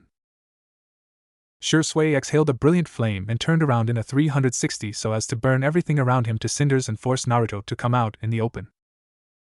Seeing Shisui use a powerful, all-area jutsu, Naruto was forced to use a chakra-enhanced jump to leap towards the sky in order to avoid the fire, which he barely did. Upon landing, Naruto sent a mock glare at Shisui and said, "Not fair, sensei, you know I can't use jutsu that powerful." Nothing is fair in life, Naruto. This has gone on for too long. Time to end this, said Shisui as stated at Naruto's eyes, putting him in a powerful genjutsu. Naruto, noticing this, quickly dispelled it only to find himself bound by ropes, unable to firm hand seals. Double layered, damn, thought the 8-year-old, it's difficult to pull off, but I have to mold chakra without hand seals. Hyper-focusing on the task at hand, Naruto managed to dispel the illusion just in time to get away from Shisui, who was about to knock him unconscious. Forming hand signs, he prepared an attack. Mokuton, Makuzo Yari Damaku, Would Release, Would Spear Barrage, Spears if Would rose from the ground and flew at Shisui, forcing him to jump back, giving Naruto time to use more jutsu. Forming a clone, he prepared more jutsu. Suiton, Okinanami, Water Release, Great Waves, Raitun, Rikurai, Lighting Release, Thunderbolt. A large amount of water, with electricity coursing through it, rushed towards Shisui at high speeds. However, while Naruto was preparing his jutsu, Shisui was not sitting idle. Futon, Rankuden, Wind Release, Drilling Air Bullets, Katon, Goryoka no Jutsu, Fire Release, Great Dragon Fire Technique. While at an elemental disadvantage by itself, the collaboration used by Shisui was powerful enough to cancel out Naruto's collaboration, forming another cloud of steam, some sparks visible every now and then. Doton, Shinjuzanshu no Jutsu, Earth Release, Double Suicide Decapitation Technique. Naruto appeared from below Shisui but was unable to trap him, as he jumped into the air. The airborne Shisui went through some hand signs. Futon, Shinkahal, Wind Release, Vacuum Wave, Unleashing another gust of slicing winds, Shisui cleared the area of the steam. Landing on the ground, Shisui saw Naruto coming up from the ground. Eyebrows twitching in annoyance at how long the battle had dragged on, Shisui vanished in a blur of pure speed and appeared behind Naruto. He hit the boy on a pressure point in his neck, knocking him out. Sighing, Shisui picked up the unconscious boy and moved to take him home. Yes, Naruto had figured out how to enter another person's chakra signature on the barrier. The barrier itself was on a few Injutsu master's level, however adding who can enter and such, while difficult in its own right, was not as vexing as making it. Once Naruto found the main seal, which took chakra from nature to power the barrier, he used all his knowledge on the seal and realized that he had to take some raw chakra from the person seeking entry and add an array to the master seal with which it will be connected to it, hence allowing the owner of the chakra to pass through. Uzumaki Estate Konoha. It has been 2 hours since Shisui brought Naruto home. Naruto finally started to wake up. Looking around, he saw his sensei sitting on a comfortable seat beside the couch he was lying on. "You won, huh? You have to admit I was good back there," said Naruto in a partially excited tone. "Yes, Naruto, you've come far. You now use your mind more and you have a decent grasp on all the ninja arts. You know, that seal back there really surprised me," complimented Shisui. "I think that you should be able to beat a high-level Chunin, maybe even a low-level Jounin if you get lucky." "No, I can't leave things to luck. I want to get stronger," replied Naruto, "so Shisui and I guess you'll have to go now." "Don't worry, Naruto, I'll come visit when I can. Also, I said that I would give you tips, so I guess the best you can do is just practice what you know and learn more," said Shisui. "Thanks. You go on now, I'll go check on the girls," replied Naruto as he got up and prepared to leave. Until next time, Shisui jumped out of a window he purposefully left open and vanished in a shunshin, body flicker, Naruto doing the same, seeing no problem in it. Uchiha clan head's private training ground Konoha. Upon reaching the ground, Naruto was presented with the following scene. Katan, Gokaku no Jutsu, Fire Release, Great Fireball Technique, Suiton, Oki Minace, Water Release, Great Water Torrent. The two jutsu collided to form a large cloud of steam. The users of the jutsu dashed towards each other at chakra-boosted speeds and punched each other on the side of their faces, sending them flying in opposite directions. Naruto immediately formed 2 Kage Bunshin, shadow clones, which caught the 2 girls and used basic wind manipulation to clear the training ground of the vapor. Now girls, I don't want you hurting each other too badly," chided Naruto, looking at the girls' attire. Nana's clothes had small cuts and tears while Maya's clothes were charred around the edges. "Says the guy in worse condition than us," retorted Nana, who along with Maya noticed Naruto's state of dress, a half-torn mesh shirt, exposing some of his torso around his left arm, and charred black pants which seemed to have rough edges, as if they were hit with electricity. Naruto had the decency to look sheepish. "At least I'm still not wet, unlike you two. Anyway, what's up with you trying to beat each other into the ground?" "We were just sparring," said the two innocently in unison. It was at that moment when a certain Uchiha matriarch decided to set foot on the ground. "What the heck did you guys do to this place?" exclaimed Mikoto, looking at the torn-up ground and burned trees. "Just a little friendly spar," said Maya and Nana in unison. "I just came at the end of it," Naruto added. "What have I told you about sparring without my knowing?" questioned Mikoto. "To not do it," the girls said once again in unison. "What am I going to do with you two?" said Mikoto, sighing. "Don't worry, Mikoka, this is nothing compared to what Shisui-sensei and I did," added Naruto. Interrupting Mikoto from continuing any further, Sasuke moved into the ground and, ignoring all the damage done, said excitedly, "Hey there, Naruto, Nana, Maya. Long time no see, huh?" "It's been a while," yes, replied the genetic anomaly. "So Naruto, have you gotten stronger?" "I know I have. Tusen taught me a cool new fire jutsu," Sasuke said excitedly. "Well then, let's go to the lake and see it, shall we?" suggested Naruto. Moving to one end of the lake, Sasuke slowly went through hand seals. Katan, Gokaku no Jutsu, Fire Release, Great Fireball Technique. A decent-sized fireball move was exhaled by Sasuke, which covered a quarter of the lake. Interesting, he's not receiving special training and yet he's this good. Let's give him an incentive to improve, thought Naruto. "How's that?" exclaimed Sasuke, looking back at Naruto. "Allow me to show you how it's done," said Naruto coolly. He intentionally worked way slower than normal and did hand seals thrice as fast as Sasuke. Katan, Gokaku no Jutsu, Fire Release, Grand Fireball Technique. A large fireball was exhaled by Naruto in a brilliant flame, covering half the lake. Weaker than what I'm used to, but perfect for giving him a target to work for that is just out of his current reach, thought Naruto, as he grunted in acknowledgement. Whoa, how'd you do that? Asked the surprised Sasuke. Dedicated hard work, was Naruto's simple reply as he moved back towards Mikoto and the crew. Whoa, that was awesome. I've got to get Nisan to train me, Sasuke said to himself as he ran to find his elder brother. Seeing Sasuke leave, Naruto decided to go do his own Fuinjutsu, sealing art, training, and invited the girls. Sorry Naruto-kun, Ka-chan here was busy today, so we need to cover up, said Maya, giving Mikoto a half-hearted glare. I see. Well, don't be out late, it's already 6 p.m. Naruto then proceeded to leave in a swirl of leaves. Hokage Office Konoha. Forgive me, Shisui, but the Uchiha are slowly getting more and more aggressive. We might soon have a civil war at our hands, and it is getting more likely that young Itachi will be exposed. If things do not settle soon, drastic action will need to be taken. Of course, this was the Sandaime Hokage of Konoha speaking. Unfortunately, it seems that the clan will most likely be set out on being purged. Shisui sighed as he said this. I really wish that wasn't so. I will try my best to handle this diplomatically, but you know, the village is under me and I consider every one of the villagers my family. It would be a hard choice to make if wiping out the Uchiha gets necessary, sighed the Hokage, who thought all this sighing makes me feel even older than I actually am, and that's a lot all things considered. We can only hope for the best. I hope I can get back to teaching Naruto some other time, it's quite enjoyable to be honest. Only time can tell, my boy. Unknown location. Looking around, one could easily describe the place in one word: rocky. The place was seemingly a room in a mountain which had broken pieces of rock on the ground near the entrance. The cave was dimly lit, and had a sizable throne in it. It seems that Nagato has finally summoned the Geto Mazo, demonic statue of the outer path. Zetsu, bring me the potion you prepared, quickly said the voice of a weak old man, the affects of time as visible as day on his features, although one feature stood out, one visible Sharingan in the right eye. From the ground rose a half-black, half-white plant-like, humanoid figure which handed the old man a vial. Here you go, Madara-sama, said the white half. The timing couldn't have been better, could it? The black half questioned rhetorically. Drinking all of the foul liquid, Madara felt like throwing up.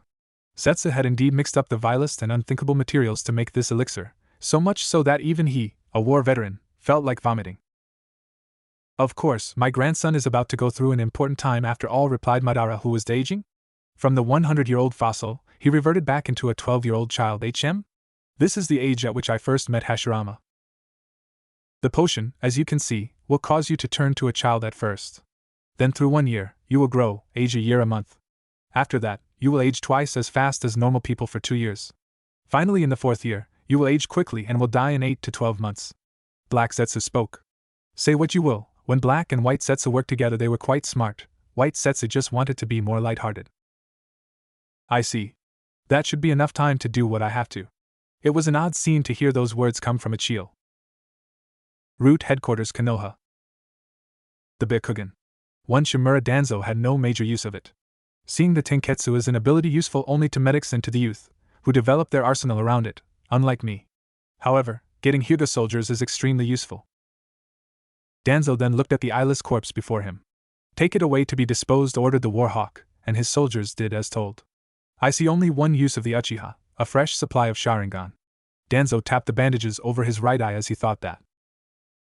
Danzo had always been an extremist, at least from when he first tasted war. Power was the only thing which gave results in the world. No one listened to the weak, the strong got everything. And I intend to make Konoha strong, starting from its roots, said the crippled old man with conviction. Uzumaki Estate Konoha. Naruto was absolutely sure, no doubt, no mistake. He was being watched whenever possible, when he was out training or when he went to the Ichirakus. Everywhere short of his home he sensed shady people, or rather their chakra with the Kagura Shurgan, mind's eye of divine enlightenment, following him, observing him under orders. It can't be Gigi. He already knows everything spying could tell him. Who is this mysterious group following me? Is it possible that no? But yes, it is entirely possible for this to be the reason Shisui and I was worried about me. Naruto had always been perceptive, however this time he could only wait to find out more. Standing up, Naruto decided to take a shower and get a change of attire. It was 8 in the morning, Nana and Maya had already left for training, leaving Naruto to his own devices. Getting ready, Naruto headed for the kitchen in a black yukata with blood-red trims. Looking at the table, Naruto saw that a breakfast of oatmeal and fruit salad had been prepared. Those two, they probably want their favorites cooked by me at dinner, thought Naruto with a small smile. Taking a seat and finishing breakfast, Naruto had thought up of his new routine. He woke up at 8 a.m., got ready for the day by 9, began his daily training exercises in the Uzumaki training ground, took a break during which he practiced Fuinjutsu, sealing art, for 2 to 3 hours, had lunch, practiced ninjutsu and refined what he learned and got finished by 5 to 6 in the evening. During this time, he sent about 300 Kagebunshin, shadow clones, for reading in the Uzumaki library, and learning and practicing new ninjutsu. He kept the number low even when having a much greater mental resistance because he used around 100 for Fuinjutsu, sealing art, and he didn't want to be forced to stop using clones as once before. I suppose I'll visit Mikoka today after training, Naruto mused to himself. Uchiha Clan Compound Konoha. The girls, Nana and Maya, had finished preparing for the day while Naruto was in the shower and had left to train. Looking around, they saw suspicious looks, but they thought nothing of it, calling it a clan thing.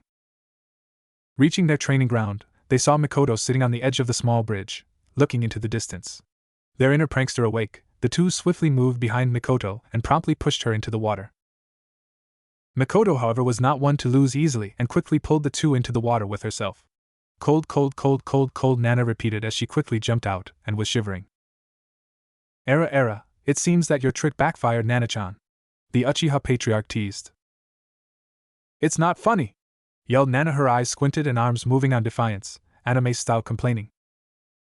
Back to serious matters, she said as Nana and a giggling Maya straightened themselves. You see, earlier today, Fugaku arranged a clan meeting which resulted in a decision to not let Nanachiha in the clan grounds unless the entry concerns important matters, starting tomorrow onwards.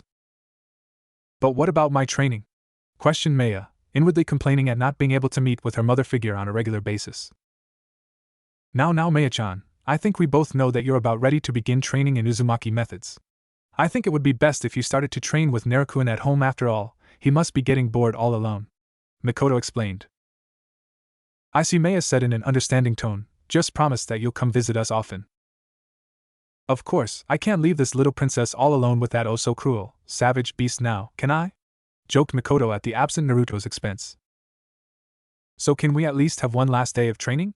Questioned Maya, already knowing the answer. Hokage Office Konoha. The situation is getting worse. Now there's major distrust between the Uchiha and the rest of the village. Hiruzen sighed. Even with all these headaches, the Hokage loved his job and his village. However, it was getting difficult to find satisfaction as time passed, so many problems just kept on coming.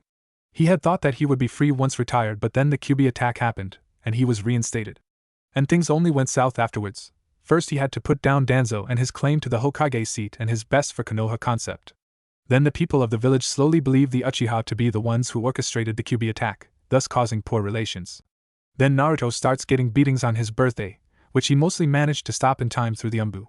The one time he was a little slow, Naruto killed the mob and awakened two legendary bloodlines, one formerly extinct. Then he had to put down Danzo's renewed efforts for making Naruto a weapon once he got aware of his gifts to Root, which he kept around in secret to do Konoha's dirty work. The situation then continued to worsen, and now, the Uchiha had closed themselves off from the village. Just another excuse for Danzo to push towards killing them. Yes, the job of a Hokage was not what one would work for if he wanted a simple but thrilling life. No, the Hokage was one who had to balance the light and dark of the village. They had to be prepared to send hundreds of shinobi to their death and tell their families once they died. The Hokage had to be prepared to sacrifice his life for the village and had to make all the hard choices, like Minato did, thought the old man. Hiruzen sighed. Uzumaki Estate Konoha. Naruto had finished training an hour ago. Of course he wore his mesh shirt and black pants for that, and was wearing the same yukata.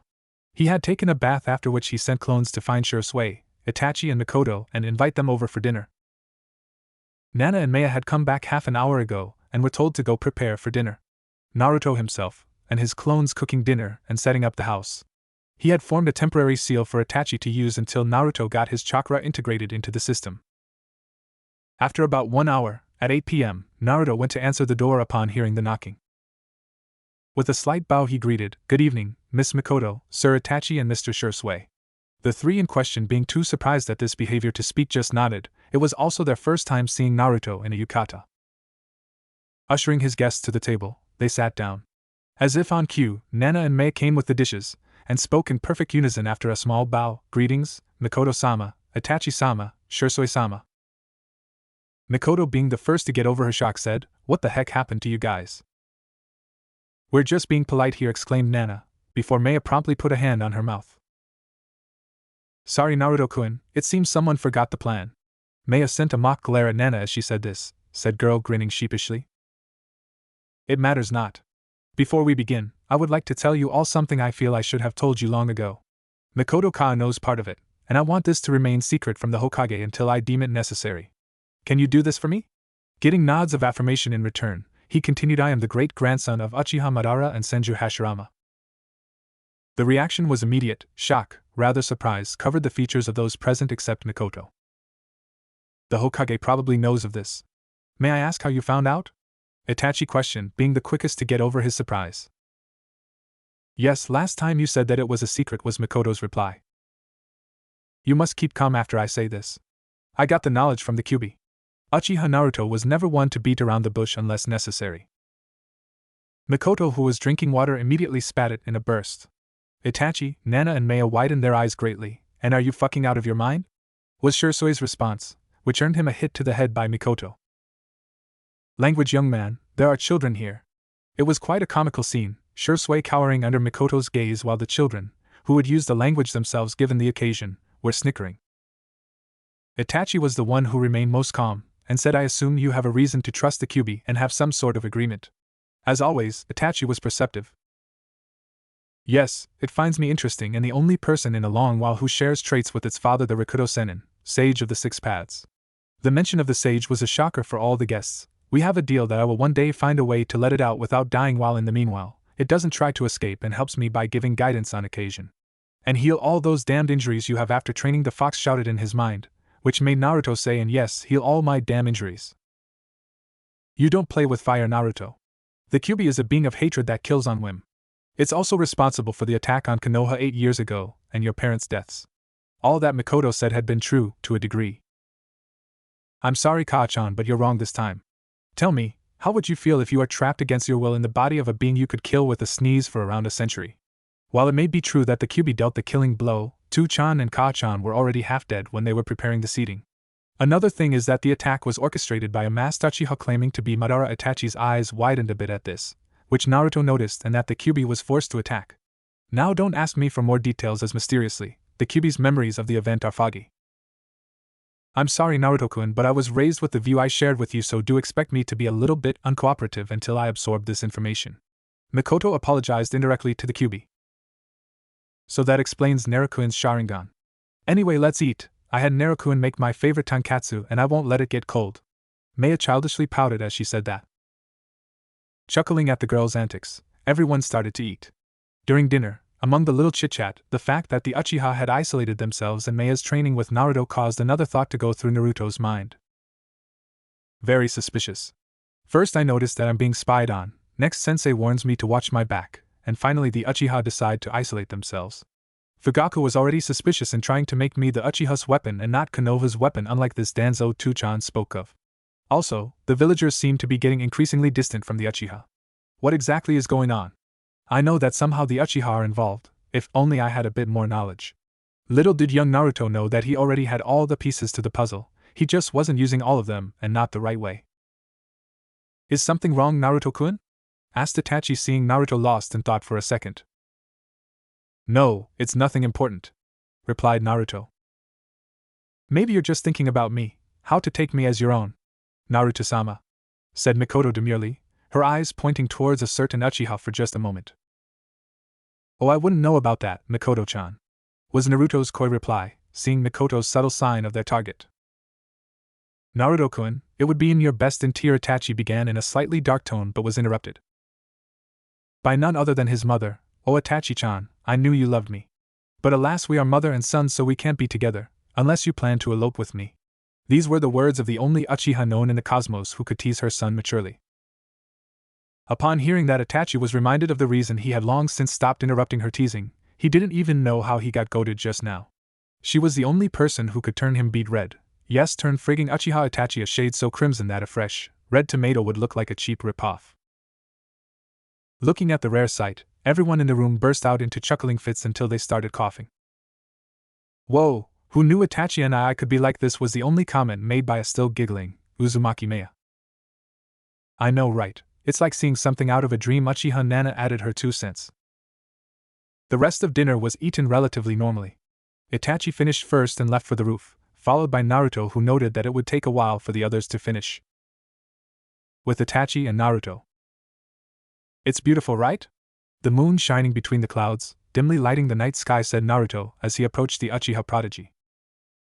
Yes, it is, Itachi said in response. I noticed something in the talk earlier that's been bothering me. Also, there's another thing which has been driving me mad for a year or so, Naruto said honestly. This had better not be about Ka-san teasing me and you honestly falling for her, teased Itachi. While she is attractive, the matter is much more serious. Naruto adopted a serious expression as he said that. You see, earlier in dinner when I mentioned the masked Uchiha parading around as Madara, you showed a reaction. What do you know about it? Don't worry, I won't tell the Hokage, which is what I've already asked of you. You're quite perceptive, Naruto-kun. From where this is going, I think it would be best to tell you everything once you've given me the next question as well, Itachi replied. You see, lately I've noticed that the village and the Uchiha have been getting rather distant. The Uchiha's seclusion isn't doing much to quell my beliefs. It's almost as if a war is about to take place. Naruto let the confusion show on his face. Itachi's eyes widened to the size of dinner plates. I've no idea what to say to that. The best way to start is to say that you are correct. Naruto's eyes widened. First, I'll explain the village's situation, as technically speaking, you are involved as well. You see, the thing is that the Uchiha clan has been targeted by the village as the perpetrators of the Kyuubi attack. This belief was initially held only by the top authority, but now quite a bit of Konoha's population share it. This is so because those who enforce the law, the Uchiha police force, are generally disliked by many people, hence biased allegations. The Uchiha, on the other hand, grew tired of all this and step by step, they are getting distant from the village, and are now expected to start a coup d'état against the village. With the situation worsening, Umbu are getting more active and termination seems to be the best course of action. Of course the Hokage is conducting talks, but they seem to be failing. I see. I understand the need of secrecy. To be honest, this is just a bit too much for me to grasp. However, I'll ask, how is this related to the masked man? Naruto questioned. Apparently this man also holds a dislike for the clan. How do I know this? To be honest, he came to me and discussed things I'm not ready to disclose at the moment. Forgive me, but I don't think it would be wise to let you know more than what you already know. I know you would have figured this out yourself, but understand that I'm not ready to share what that man has to do with all this. Itachi was a bit uncomfortable with even telling the boy what he had. He felt like he rushed the details to him, thinking that Naruto wouldn't have any issues in taking in the knowledge. I understand. Don't worry, I'll keep this to myself, Naruto assured, though it wasn't needed. I've gotten a lot more to think about. This is slowly getting tiresome and annoying. I see. I have to go now, until next time. With that, Itachi left in a shunshin body flicker. Naruto went back inside and found that everyone had finished eating and were chatting. Mikoto noticed Naruto's return and questioned, Where have you been? Around, he said coolly, but one look from Mikoto and he corrected, On the roof with Itachi and I, he left by the way. Naruto then took a seat and the group talked about the academy, future arrangements and the like. Of course they teased each other on occasion. At around 10 p.m., the guests left and about half an hour later, the residents of the home went to sleep. Next day, Ninja Academy Konoha. Our favorite trio had woken up rather slowly that day, though the fact that Naruto explained to them his plan to get into the same team was a factor as well. It was either Naruto and one of the girls get highest grade and the third gets dead last, or they all get an average on between score. The latter, of course, was decided to be undertaken. They were currently walking towards the building, 10 minutes left until the actual academic session starts, when they saw Sarutobi Hiruzen standing near the door gesturing them to move to a side. Good morning, Naruto-kun, Nana-kun and Maya-kun greeted the Hokage. Ohio Gigi greeted the three, Maya and Nana having developed familiarity with the Hokage. As you know, Naruto's training and by extension yours as well, Hiruzen pointed towards the girls, will have to be kept secret. This is to keep Naruto's bloodlines a secret to keep the three of you safe, as you know. Therefore what I wanted to say is that I want you to give an average performance in the academy. This is to both keep your training private and to make you three end up on the same team. Don't worry, you can show off at the final exam. We kinda figured as much. Just make sure that we end up on the same team, Naruto requested, receiving a nod in return. Well then, that is all. Good luck in the academy. I can't exactly change the curriculum too much as the other children are untrained and have little knowledge of the village. Although I did manage to get the academic content halved and the physical content doubled. I should have done this years ago. Cammy, now I'll have more paperwork now when the civilian council finds out that I increased the academy's passing criteria. As much of an escape paperwork provided him, needless paperwork was always avoided. Chuckling at the Hokage's misfortune, the children went ahead to their classroom. You three must be Uzumaki Naruto, Uzumaki Maya, and Uchiha Nana. You're the last ones to come and barely made it on the last second. Don't make the same mistake again. Yumino Irika disliked the Kyuubi, yes, but Naruto, no. He just wanted to take a professional approach to him. He would be fair to him, and care about him as much as the other students. After all, he shared some childhood experiences with him, being a lonely orphan and all. Wordlessly nodding, the three moved towards the back of the class and saw 3 empty seats near the corner. Naruto sat near the window, Maya in the center and Nana to her right. Seeing that everyone was present, Iruka began, "Good morning, class. Today we begin our journey together, which will result in many of you becoming splendid shinobi for the village.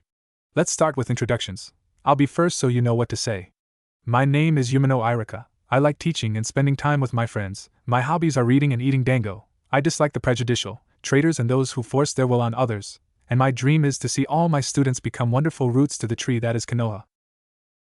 I like him. He's not lying and he didn't use my lateness as an excuse to belittle me, Naruto thought, until he heard Iruka motion him to begin introductions. My name is Uzumaki Naruto.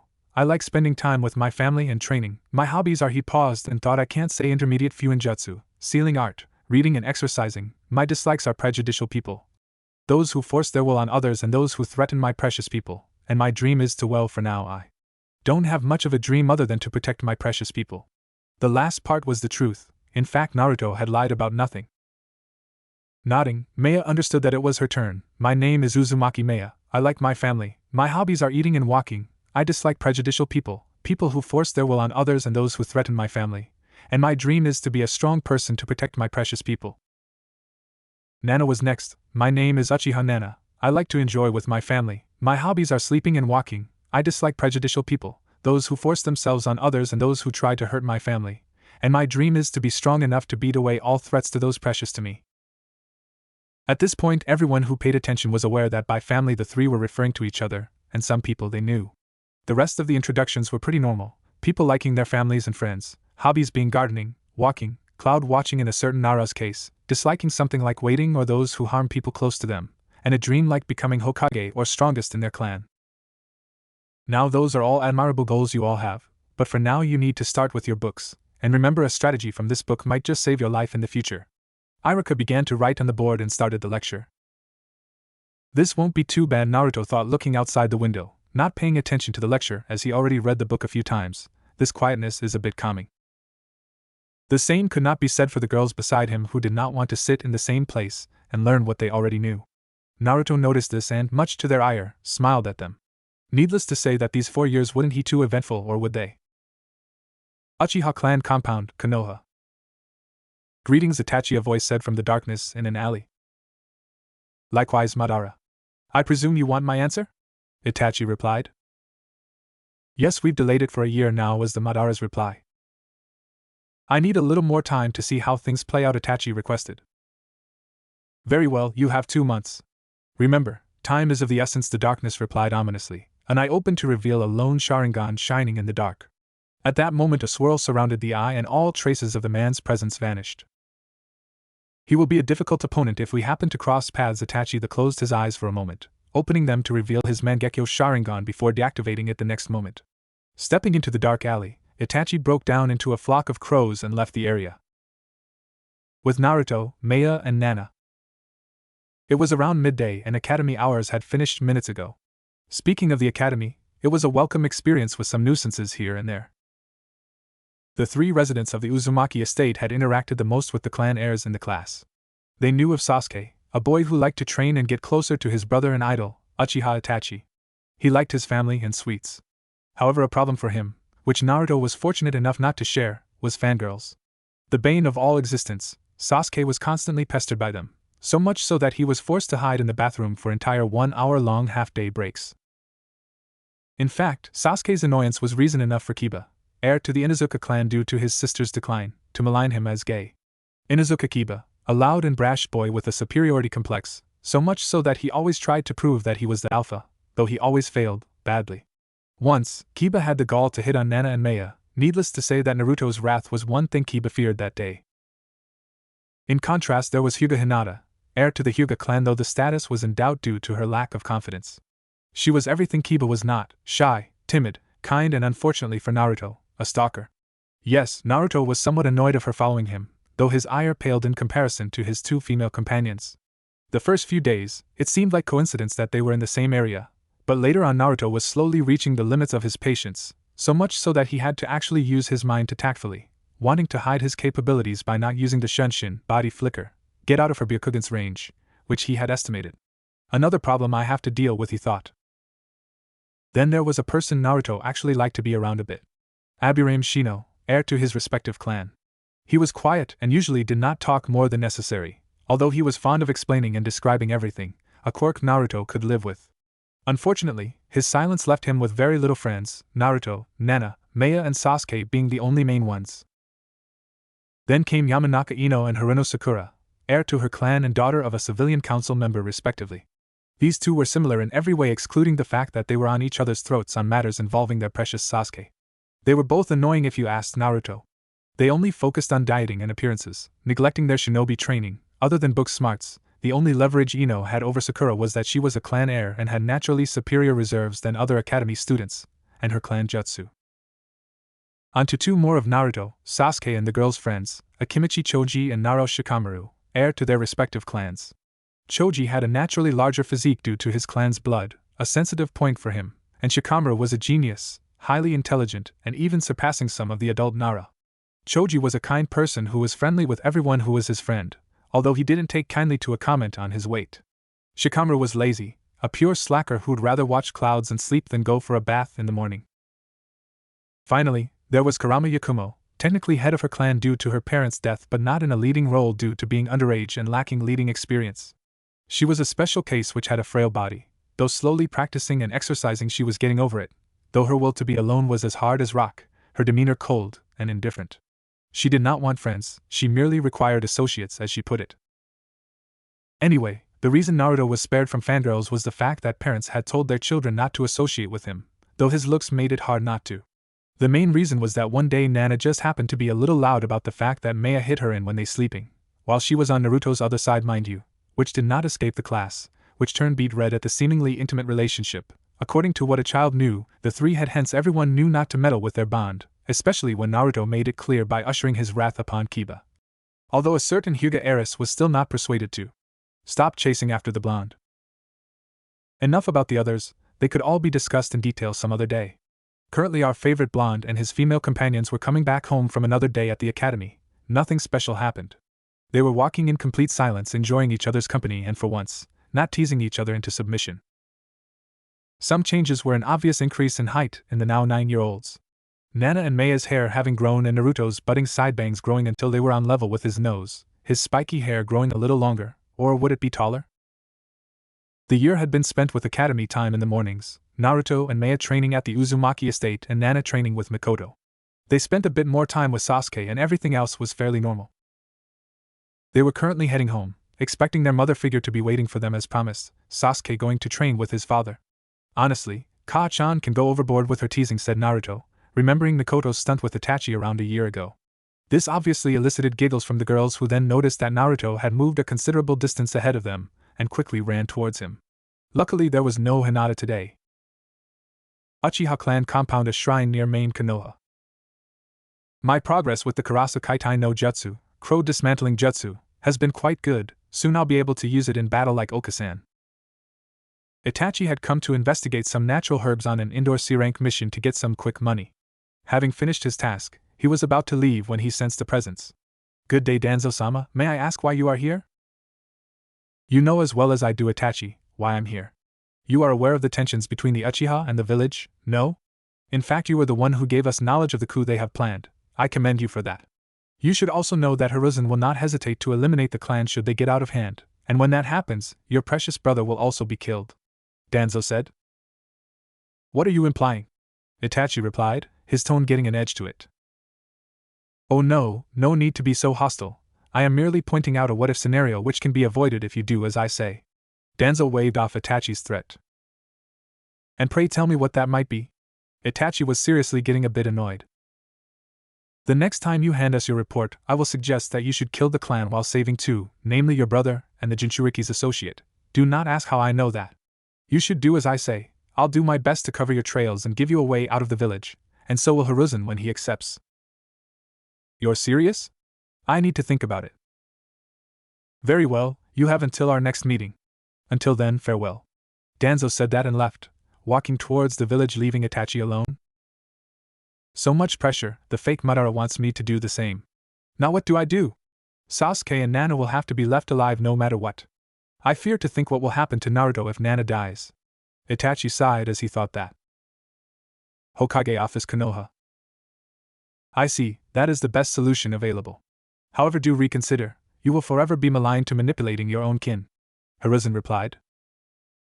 Don't be foolish, Hiruzen, using the genjutsu is only a temporary solution. Who knows when the Uchiha will rise to strike again? They have done so once, who's to say that they won't once more? Shimura Danzo countered. Forgive me for my rudeness, Danzo-sama, but I think that Mikoto Amatsukami, distinguished heavenly gods, will be more effective than killing the clan. We Uchiha have our uses, that much is undeniable, Shisui replied. I agree with the youngster here. Why not give him a try, Danzo? Hiruzen inquired. Very well, but if it fails then we kill the clan. Danzo of course lied through his teeth, maintaining his stoic demeanor throughout. I'll have to harvest Shisui's eyes, his Mangekyo will be more useful that way. Now that the matter is settled, you are dismissed, the Hokage granted Shisui's unsaid request. Shisui left in a swirl of leaves, leaving behind Hiruzen and Danzo, the latter leaving after a farewell.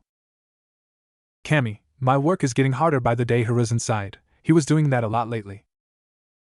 Uzumaki Training Ground Konoha.